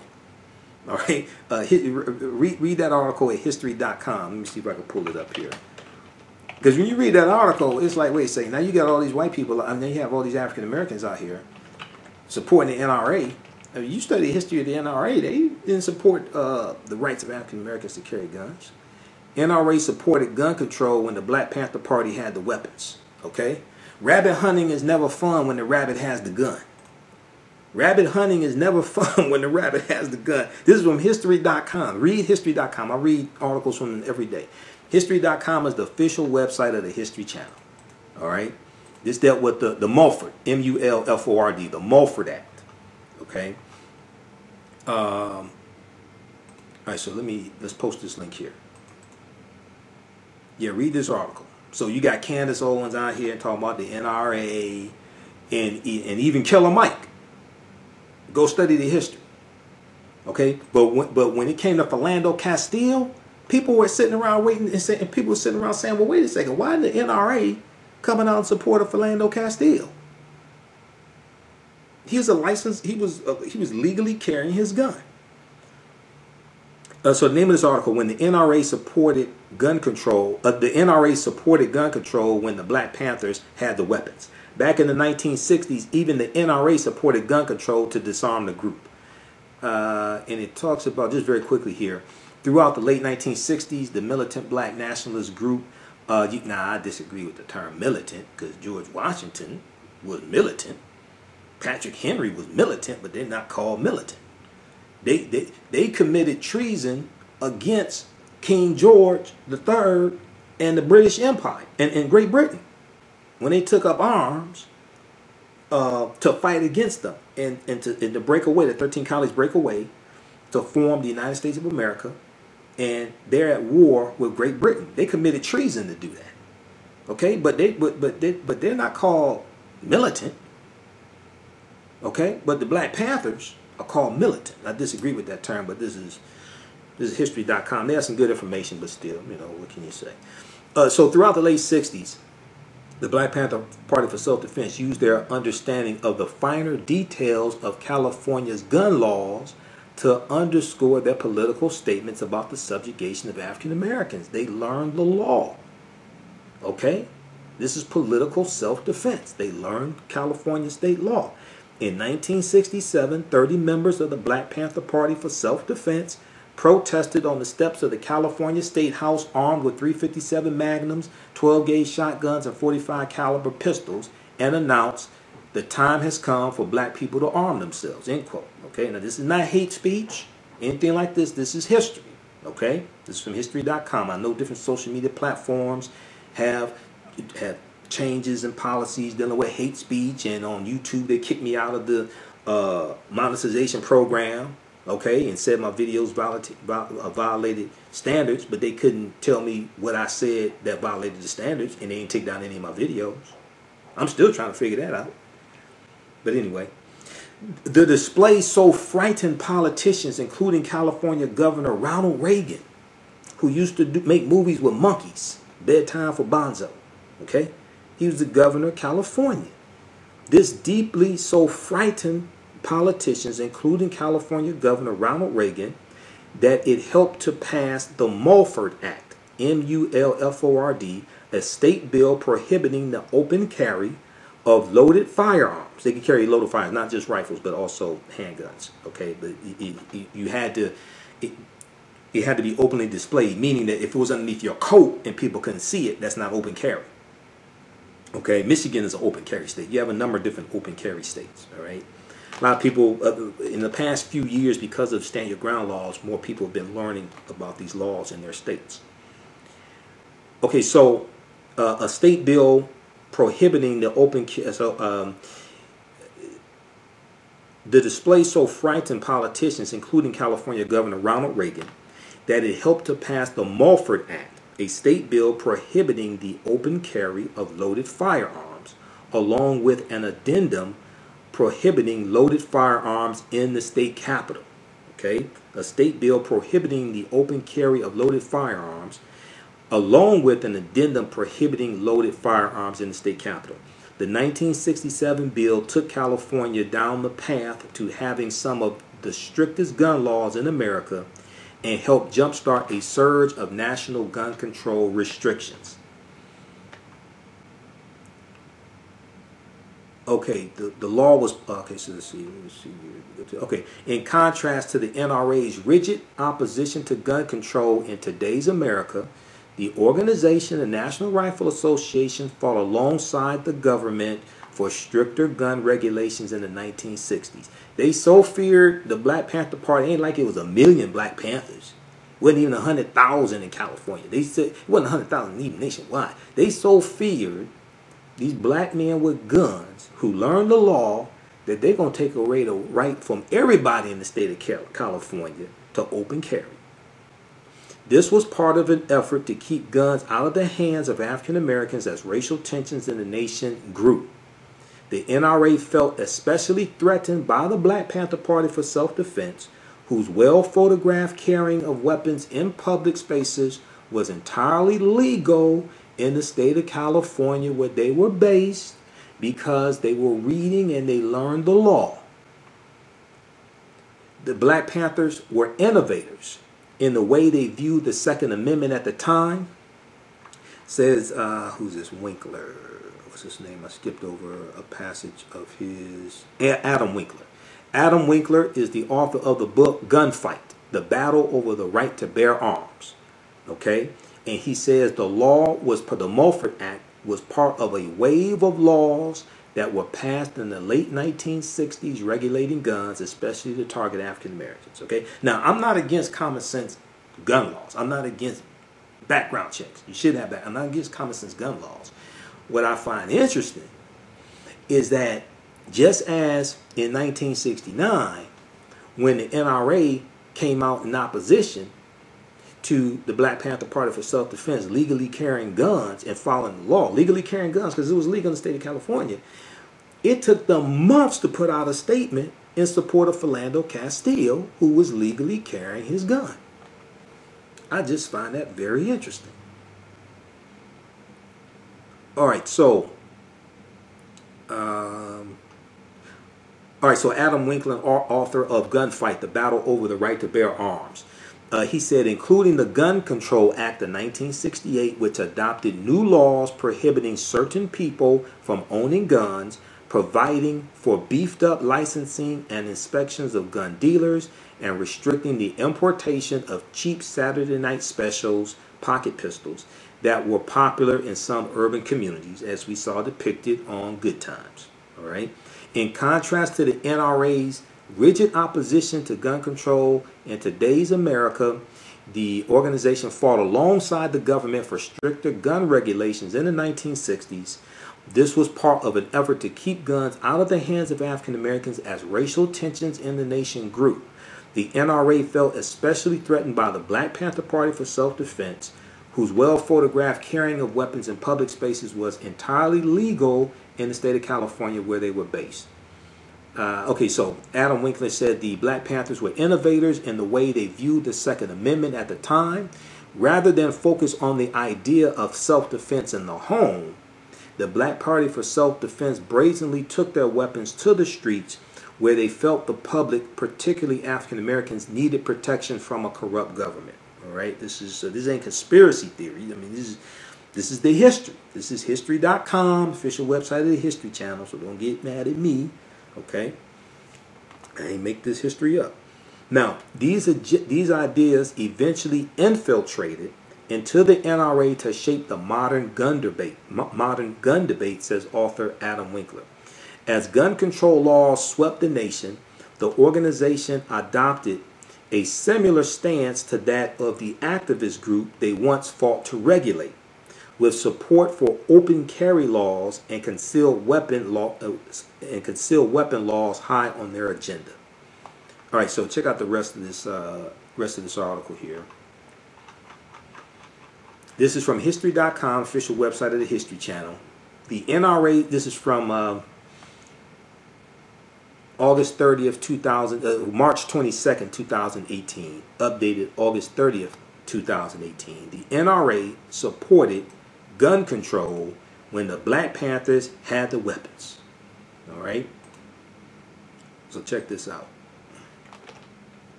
Let me post this link here. How's everybody doing? Also, if you like the type of information we share at the African History Network, be sure to register for the online course I teach, Ancient Kemet, the Moors, and the Maafa, Understanding the Transatlantic Slave Trade, what they didn't teach you in school. Ancient Kemet, the Moors, and the Maafa, Understanding the Transatlantic Slave Trade, what they didn't teach you in school. This is a 9-week, 18-hour online course I teach on Thursdays, 8 p.m. to usually about 10 p.m. Eastern Standard Time. We do the classes live at our online school. And then all the sessions are recorded, so you can go back and watch it over and over again. It's about 30 hours or so of bonus content as well. Okay, so we posted the link here on the thread of the broadcast, and it's also at our website, AfricanHistoryNetwork.com. All right, so let's go back to some of these cases. So Terrence Crutcher, Officer Betty Shelby, white female police officer, blonde hair, shot and killed Terrence Crutcher. She's so feared for her life. The other officers didn't feel, the other officers there on the scene didn't feel so threatened they need to fire a shot, but she did. Okay, Alton Sterling. Alton Sterling was killed around the same time as Philando Castile. Okay, Alton Sterling. The officers not held accountable in the killing of Alton Sterling. Stephon Clark in Sacramento, California. Okay, we just the information just came out probably in the past couple of weeks that the officers who shot and killed Stephon Clark. And Stephon Clark was running through the backyards, running home to his grandmother's home. He didn't have a gun. He had a cell phone case. And police officers responding to a call of someone trying to break into a truck or something like that, see him running, think he's up to no good. All right, he ends up getting killed, unarmed. All right, let me look here, because I saw an article from NBC News when I was traveling, talking about how the officers were not going to be held accountable for the killing of Stephon Clark. All right, this is another one. Okay, Stephon Clark's settlement. That's September 6, 2019. And Stephon Clark shooting, feds won't charge Sacramento police. Yeah, USA Today has an article about that. Yeah, NBC News. The federal government, the Department of Justice, feds won't pursue charges against officers in Stephon Clark's shooting. Federal authorities said they found insufficient evidence to support federal criminal civil rights charges in the killing of Stephon Clark. All right. U.S. Attorney for the Eastern District of California and the FBI said in a statement Thursday, so this article came out September 27, 2019, that they found insufficient evidence to support federal criminal civil rights charges against the officers involved in the fatal shooting of Stephon Clark, who was 22 years old. Accordingly, the investigation into this incident has been closed, the Department of Justice said in a statement, calling the review careful and thorough. The March 18, 2018 shooting sparked protests. In early March, Sacramento County District Attorney Anne Marie Schubert announced that the two officers involved would not be charged. The shooting took place in Stephon Clark's grandmother's backyard. Following reports someone was breaking car windows, the two officers said they believed Clark had a gun and was in a shooting stance before they fired, but he only had a cell phone. Okay, so read this. So Stephon Clark, officers not held accountable. Laquan McDonald. Now Officer Jason Van Dyke, who shot and killed Laquan McDonald, was prosecuted, was convicted, but it took 400 days for him to be arrested and indicted. It took 400 days, and it was all on video. Luckily, African-American activists and others in the Chicago area got fed up with Anita Alvarez, the Cook County State's attorney, and they ran Kim Fox, African-American female attorney, against Anita Alvarez, and they voted Anita Alvarez out of office and voted Kim Fox into office. Freddie Gray in Baltimore. 6 officers involved in the killing of Freddie Gray. There was a trial, I think a trial of 3 officers. They were found, they were acquitted. and then the charges were dropped against the remaining 3 officers, who I remember, because at the time I covered that story. I was doing national radio, I covered that. So they were not held accountable. Freddie Gray. Now, there were a number of reforms put into place dealing with the transportation of prisoners and things like this, but the officers that killed Freddie Gray were not held accountable. Sam DuBose in Cincinnati. Sam DuBose was killed by Officer Ray Tensing. I think that was Ray Tensing, right? Yeah, Officer Ray Tensing, who was a University of Cincinnati police officer, okay, for the University of Cincinnati. So it wasn't the Cincinnati Police Department, the University of Cincinnati. And he was a mile away from the University of Cincinnati campus. And this was in, what year was this? This was in 2015, July 2015, okay? On July 19, 2015 in Cincinnati, Ohio, Sam DuBose, an unarmed black man, was fatally shot by Officer Ray Tensing, a white University of Cincinnati police officer, during a traffic stop for a missing front license plate. A missing front license plate and a suspended driver's license, okay? Officer Ray Tensing fired after Sam DuBose started his car. He said he feared for his life. And he was, in this case, he was found not guilty. Let me see, was there? I can't remember if there was a trial or not.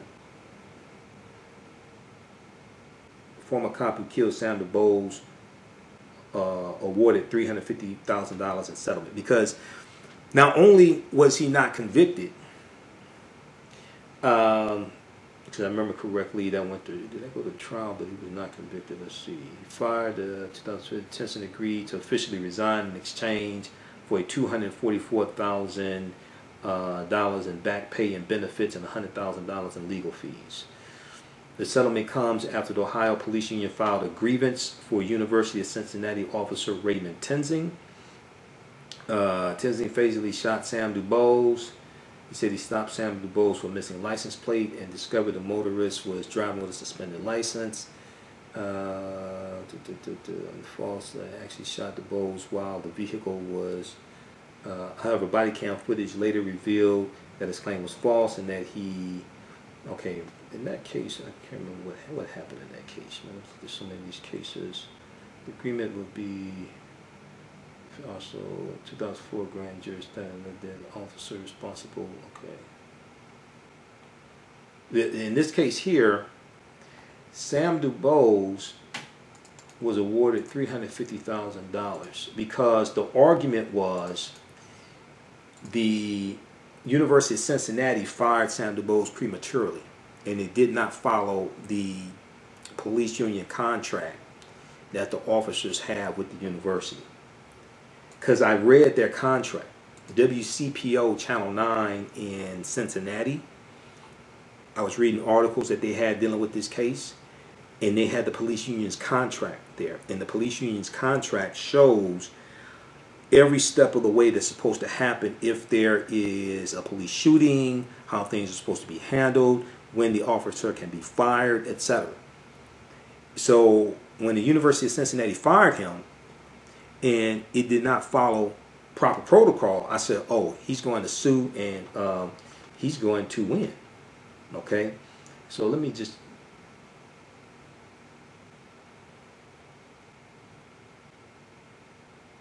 Then also with we have Sandra Bland. So we know that with Sandra Bland,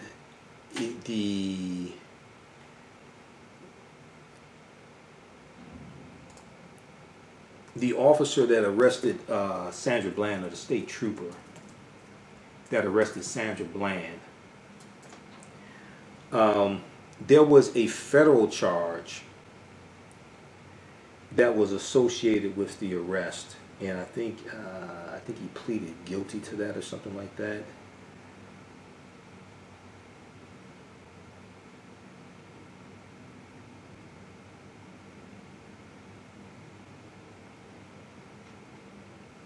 Let me look at that right quick. Brian and Cynthia. Brian and Cynthia.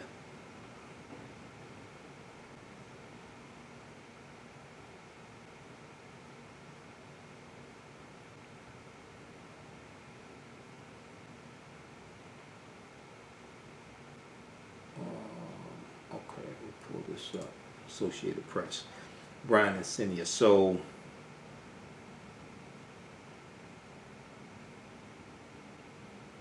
yeah, perjury case dropped against ex-trooper and Sandra Bland case.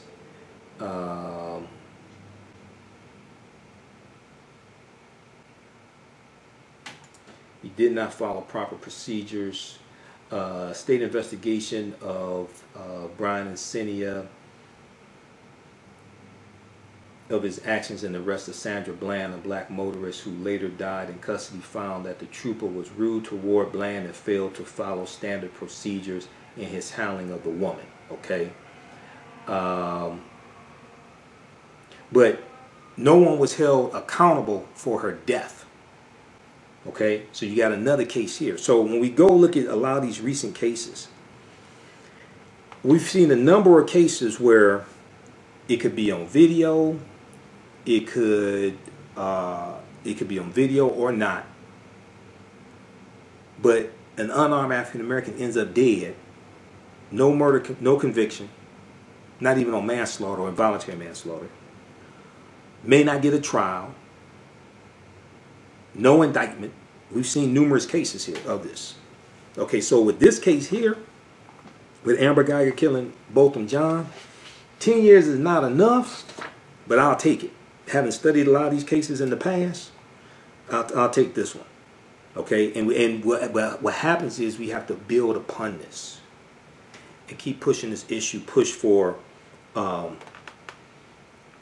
police accountability, push for one thing. There's no federal database there's no mandatory federal database for police killings to track police killings, because even though the FBI keeps track of it, it's not mandatory that police departments submit the information.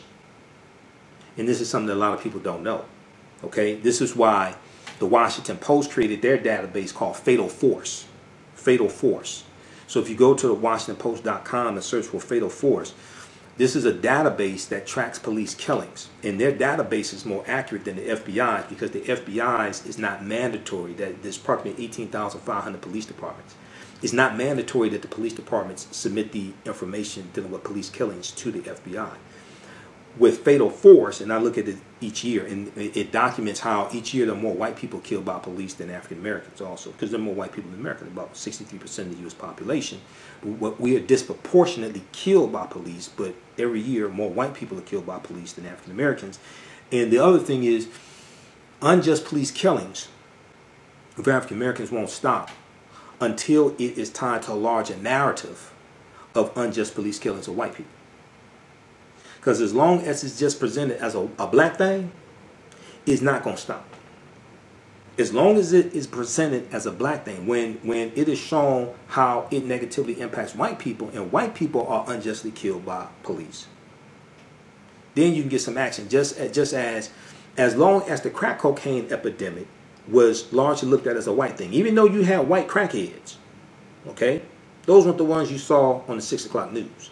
As long as the crack cocaine epidemic was looked at largely as a black thing, and in the inner city, in New Jack City, and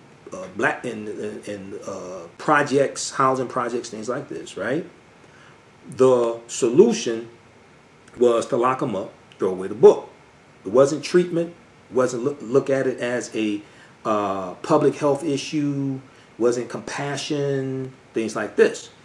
Contrast that to the opioid epidemic, which is largely affecting the white community. Now it's totally different. It's looked at as a public health issue, which it should be. I'm not against having compassion for people who are addicted to drugs, but you had a few dynamics. I've done a lecture dealing with this, dealing with the history of Richard Nixon's war on drugs. People have to understand the crack cocaine epidemic came after Richard Nixon declared his war on drugs June 17, 1971. We have to understand chronology, so it has to be understood within that context also. Because in the early 1970s, there was a changing sentiment in this country on how to perceive drug users, drug addicts, drug pushers, etc. Okay, you have movies like The French Connection, things like this. And in the early 1970s, there was a harder line approach taken to drug users, drug dealers. Governor Nelson D. Rockefeller in the state of New York, 1973, he wanted to run for president. Because of a changing mood in the perception of drug users in this country, he was an advocate of treatment and more so compassion for low-level nonviolent drug offenders. When he decided to run for president, however, he did a 180 and adopted the growing national sentiment when it came to addressing the drug issue. And he instituted the Rockefeller drug laws, which gave longer sentences to low-level nonviolent drug offenders. Okay, and he instituted mandatory minimums. This is in 1973 in the state of New York. So when the 94 crime bill comes, signed into law by Bill Clinton, September 13th, 1994, majority of it written by Joe Biden, okay? Once again, you got to understand context, too. People don't want to put this in historical context. Because the crime rate in 1990s was through the roof. People all across the country were crying out and putting pressure on police chiefs, their elected officials, to do something about the rampant crime. It wasn't just black people. No, it was white people. Okay? It was there was rampant gang violence in all the communities. Not just the African American community or Hispanic community, even in the white community. Because when you look at the Bureau of Justice Statistic report that looked at homicides from 1980 to 2008, 53% of gang-related murders were committed by white people. Page 12, table number 7 of the report. 53% of gang-related murders from 1980 to 2008 were committed by white people. 56% of the victims of gang-related murders from 1980 to 2008 were white people. Now, this is not what was shown on the 6 o'clock news, but this is the reality that was going on also. There's an article from AtlantaBlackStar.com that people should read called 9 Facts About White-on-White Crime. And it was 9 Facts About White-on-White Crime and How the Media Hides It, or something like that. Okay? It's an article from AtlantaBlackStar.com. And the article came out a few years ago, and I read the article. And then one of the facts in there was dealing with gang murders were worse in the white community than the African American community, something to that effect. So I researched that, and it took me to the Bureau of Justice Statistics report, and I read it. Let me see something here. 9 facts about 9 facts about white-on-white crime.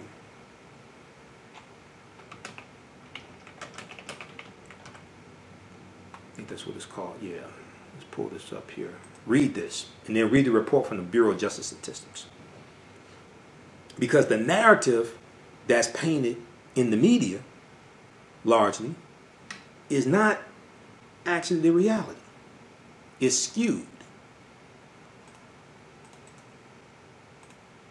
9 facts about white-on-white crime that far exceeds black-on-black crime and how media conceals it. This is from AtlantaBlackStar.com. Read this article. Let me post the link here. So, like I said, I've been studying media for 27 years. Okay? I don't just deal with history. I study media, law, economic empowerment, entrepreneurship, politics. Okay, read this article from AtlantaBlackStar.com. It's going to blow your mind. All right, so what we see here largely is that white-controlled media and African-American media is following along with this. They're being distracted by forgiveness and not focusing on the fact that this was the first white female officer in years, I don't know how many decades, in Texas to be found guilty of killing someone African-American, 1. 2,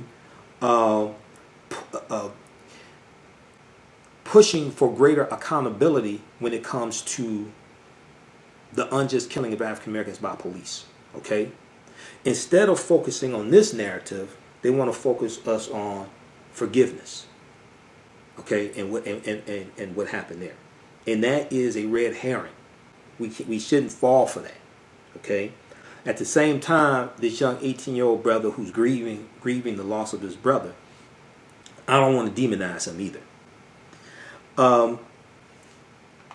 And the other thing we have to understand is that news outlets are trying to generate money. And they generate money based upon clicks, and they generate money based upon ad revenue generated by these articles that people are reading. So I saw a flood of these articles coming across my timeline after the sentence. And this is a revenue generation as well for these media outlets also. But I find it interesting that I didn't see any headlines saying this was, any headlines in general from the outlets saying, why does she only get 10 years for killing a black man? Didn't see that. Especially from the white outlets. Maybe find one or two from African American outlets, but from the white outlets, I didn't see that. Now, some people are making the comparison to this case here, because I saw this article floating around. When we start comparing this case to other cases and say, well, why did she get 10 years and this brother over here got 152 years, or whatever it is. But this case here, man who shot, killed Ohio K-9 officer Jethro sentenced to 45 years in prison. This is from abcnews.go.com, official website of ABC News, right? So people are saying, well, this brother shot the police dog, he got 45 years in prison. Well, when I dig deeper into this case, I find out that, because I Googled this, and even in that article, they go deeper into it. But when we look at the article from Fox Channel 8 in Cleveland, man who shot, killed Canton K-9 sentenced to 34 years. When we look, his name is Kelantre Bearfield, 22 years old. He was facing more than 50 years in prison if convicted. There were other crimes that he was convicted of besides just killing this police dog. Bearfield took a plea deal on, so this article is from August 24th, 2016. August 24th, 2016. Bearfield took a plea deal on Wednesday, pleading guilty to several counts, including 1 count of aggravated robbery with a firearm, 1 count of felonious assault while discharging a firearm at a peace officer, 1 count of felonious assault on a police dog, and breaking and entering. He was sentenced to 34 years for that case. He also got 11 years for another aggravated robbery case and will serve that consecutive to the other sentence. So he'll serve a total of 45 years. It wasn't just 45 years for killing the police dog. There were other charges, even separate from the 11 years. There are other charges involved in this, okay? So when we start trying to compare cases, and like I said from the beginning, she should have gotten more than 10 years. But when we start trying to compare cases, we got to dig deeper and look at the details of the case that we're trying to compare it to. Because oftentimes the details are different than what the headline says. But once again, the headlines are created to get you to click on it and hopefully click on the ads in the article, because these news outlets generate money from you clicking on the ads, but also when they're selling ads to advertisers. One of the things that they use to market and attract advertisers is how many people read, the average number of people who read the articles in a certain period of time, in a week or a month, and how much traffic they have on their website as well. So a lot of these articles are designed, people call them clickbait, but you know, my background's in marketing, so I can understand this. But when we start comparing cases, okay, we also have to look at the details of the case, because a lot of times when you get past the headline and you start looking at the details of the case, it's not exactly what you thought it was. Sometimes it is, but sometimes it isn't. So we have to be careful when we start comparing cases like this. All right, let's see here. Where are we? Let me look at some of your comments here. Okay, Latanya. Okay, how you doing, Latanya? Sean. Willie. Dawn. Just a few of many people watching us. Be sure to follow us here on our Facebook fan page, The African History Network, The African History Network. Also follow us on our YouTube channel, Michael Imhotep, IMHOTEP, on YouTube as well. Turn on the notifications so when we go, so you know when we go live. October 12th, I'll be speaking in Oakland, California, on the Black Agenda Tour with Michi X and others. So I do a presentation called 6 Principles of Political Self-Defense, Understanding How Laws and Policies Impact the Economic Conditions of African Americans. And I have a special presentation for you all in Oakland.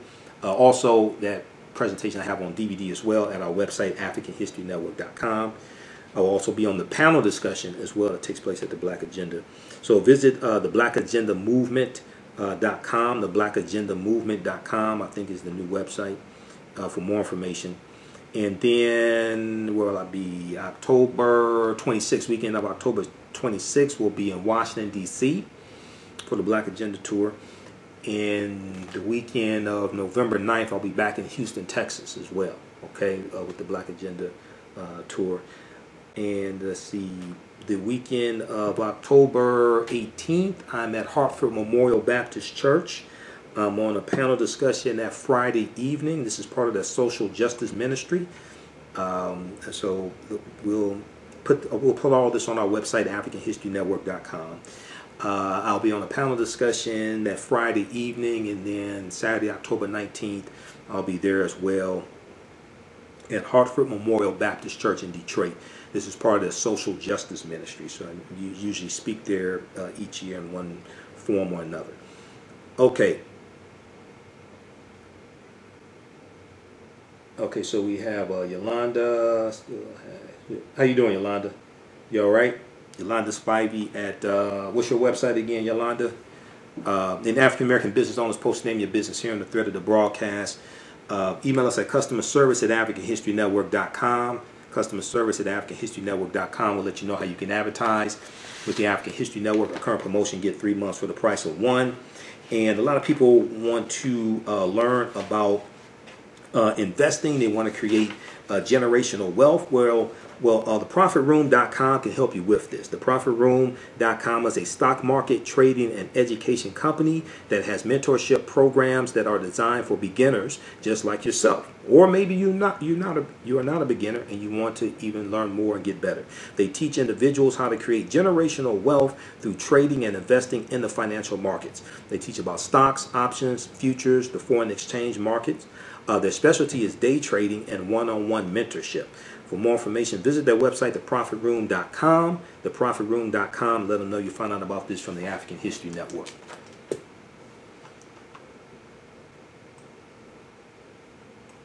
Okay, theblackInsuranceNetwork.com. Okay, Yolanda Spivey at theblackInsuranceNetwork.com. All right, guys. Hey, you can donate to the African History Network, paypal.me/the AHN show, paypal.me/the AHN show. That helps us keep doing what we do.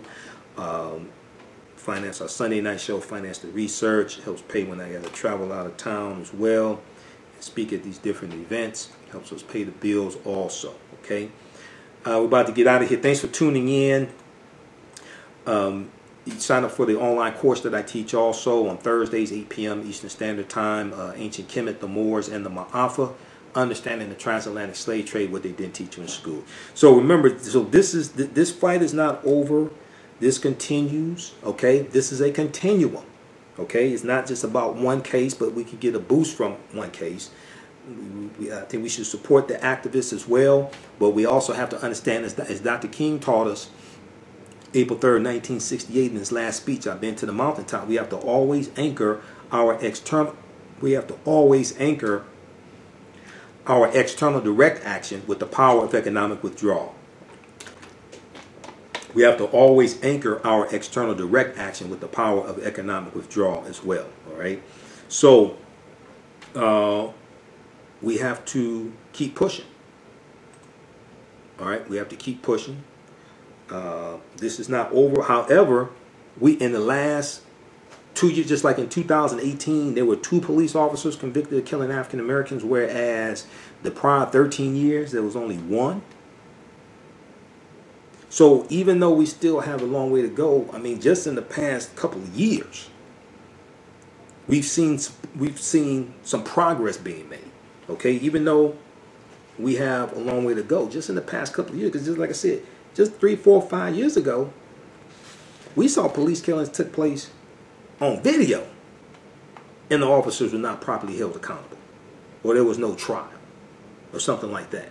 Okay, so don't get distracted by a lot of stuff in the media that is either designed to generate revenue with social media clicks, or is generate to distort the entire narrative. Don't let that distract you. Don't get distracted with this forgiveness stuff. Okay? Because it is a distraction. It is a distraction. All right? I'll be doing another broadcast dealing with the developments in the impeachment inquiry of Donald Trump. I told you this fool was crazy. He's getting worse day by day. I told you in 2016, before the election, Donald Trump was crazy. He was unfit to be president. Not enough African Americans wanted to listen to me. We had the power to stop Donald Trump. People didn't listen. Okay? But a lot of y'all thought you were going to get a big tax refund this year like you normally do. Not only did you not get a tax refund, you owed taxes.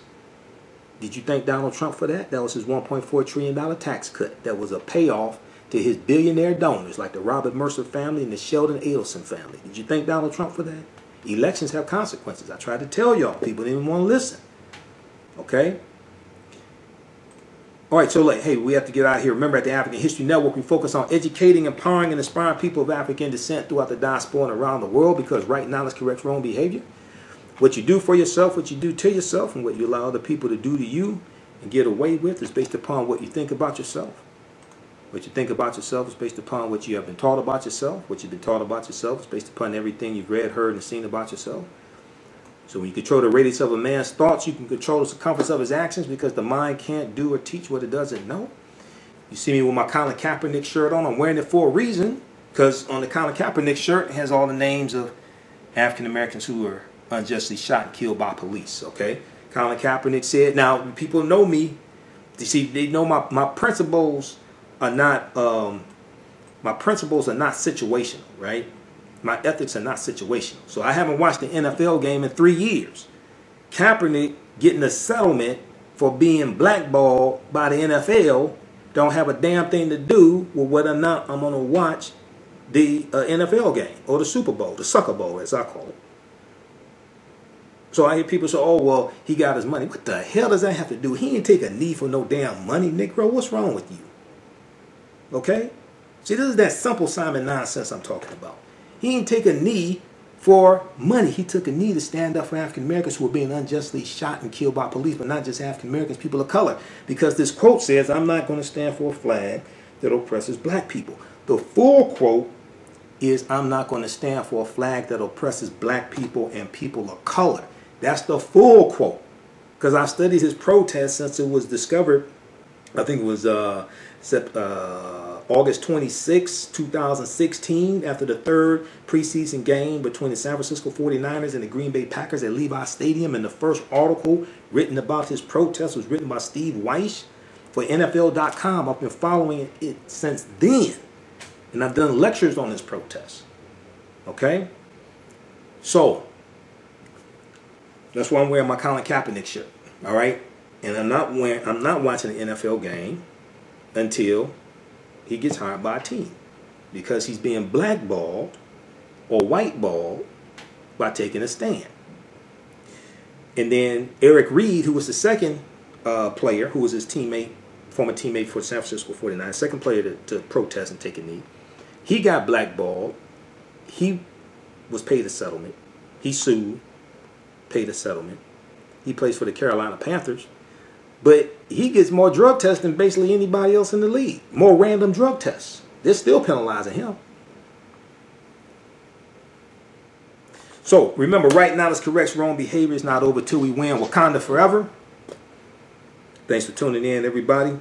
We'll talk to you next time. Visit our website, AfricanHistoryNetwork.com, also, AfricanHistoryNetwork.com. Listen to our audio podcast, read my articles, all my DVD lectures are there as well. We also have a recommended reading list of about 60 books at our website, AfricanHistoryNetwork.com. All right, talk to y'all later. Peace.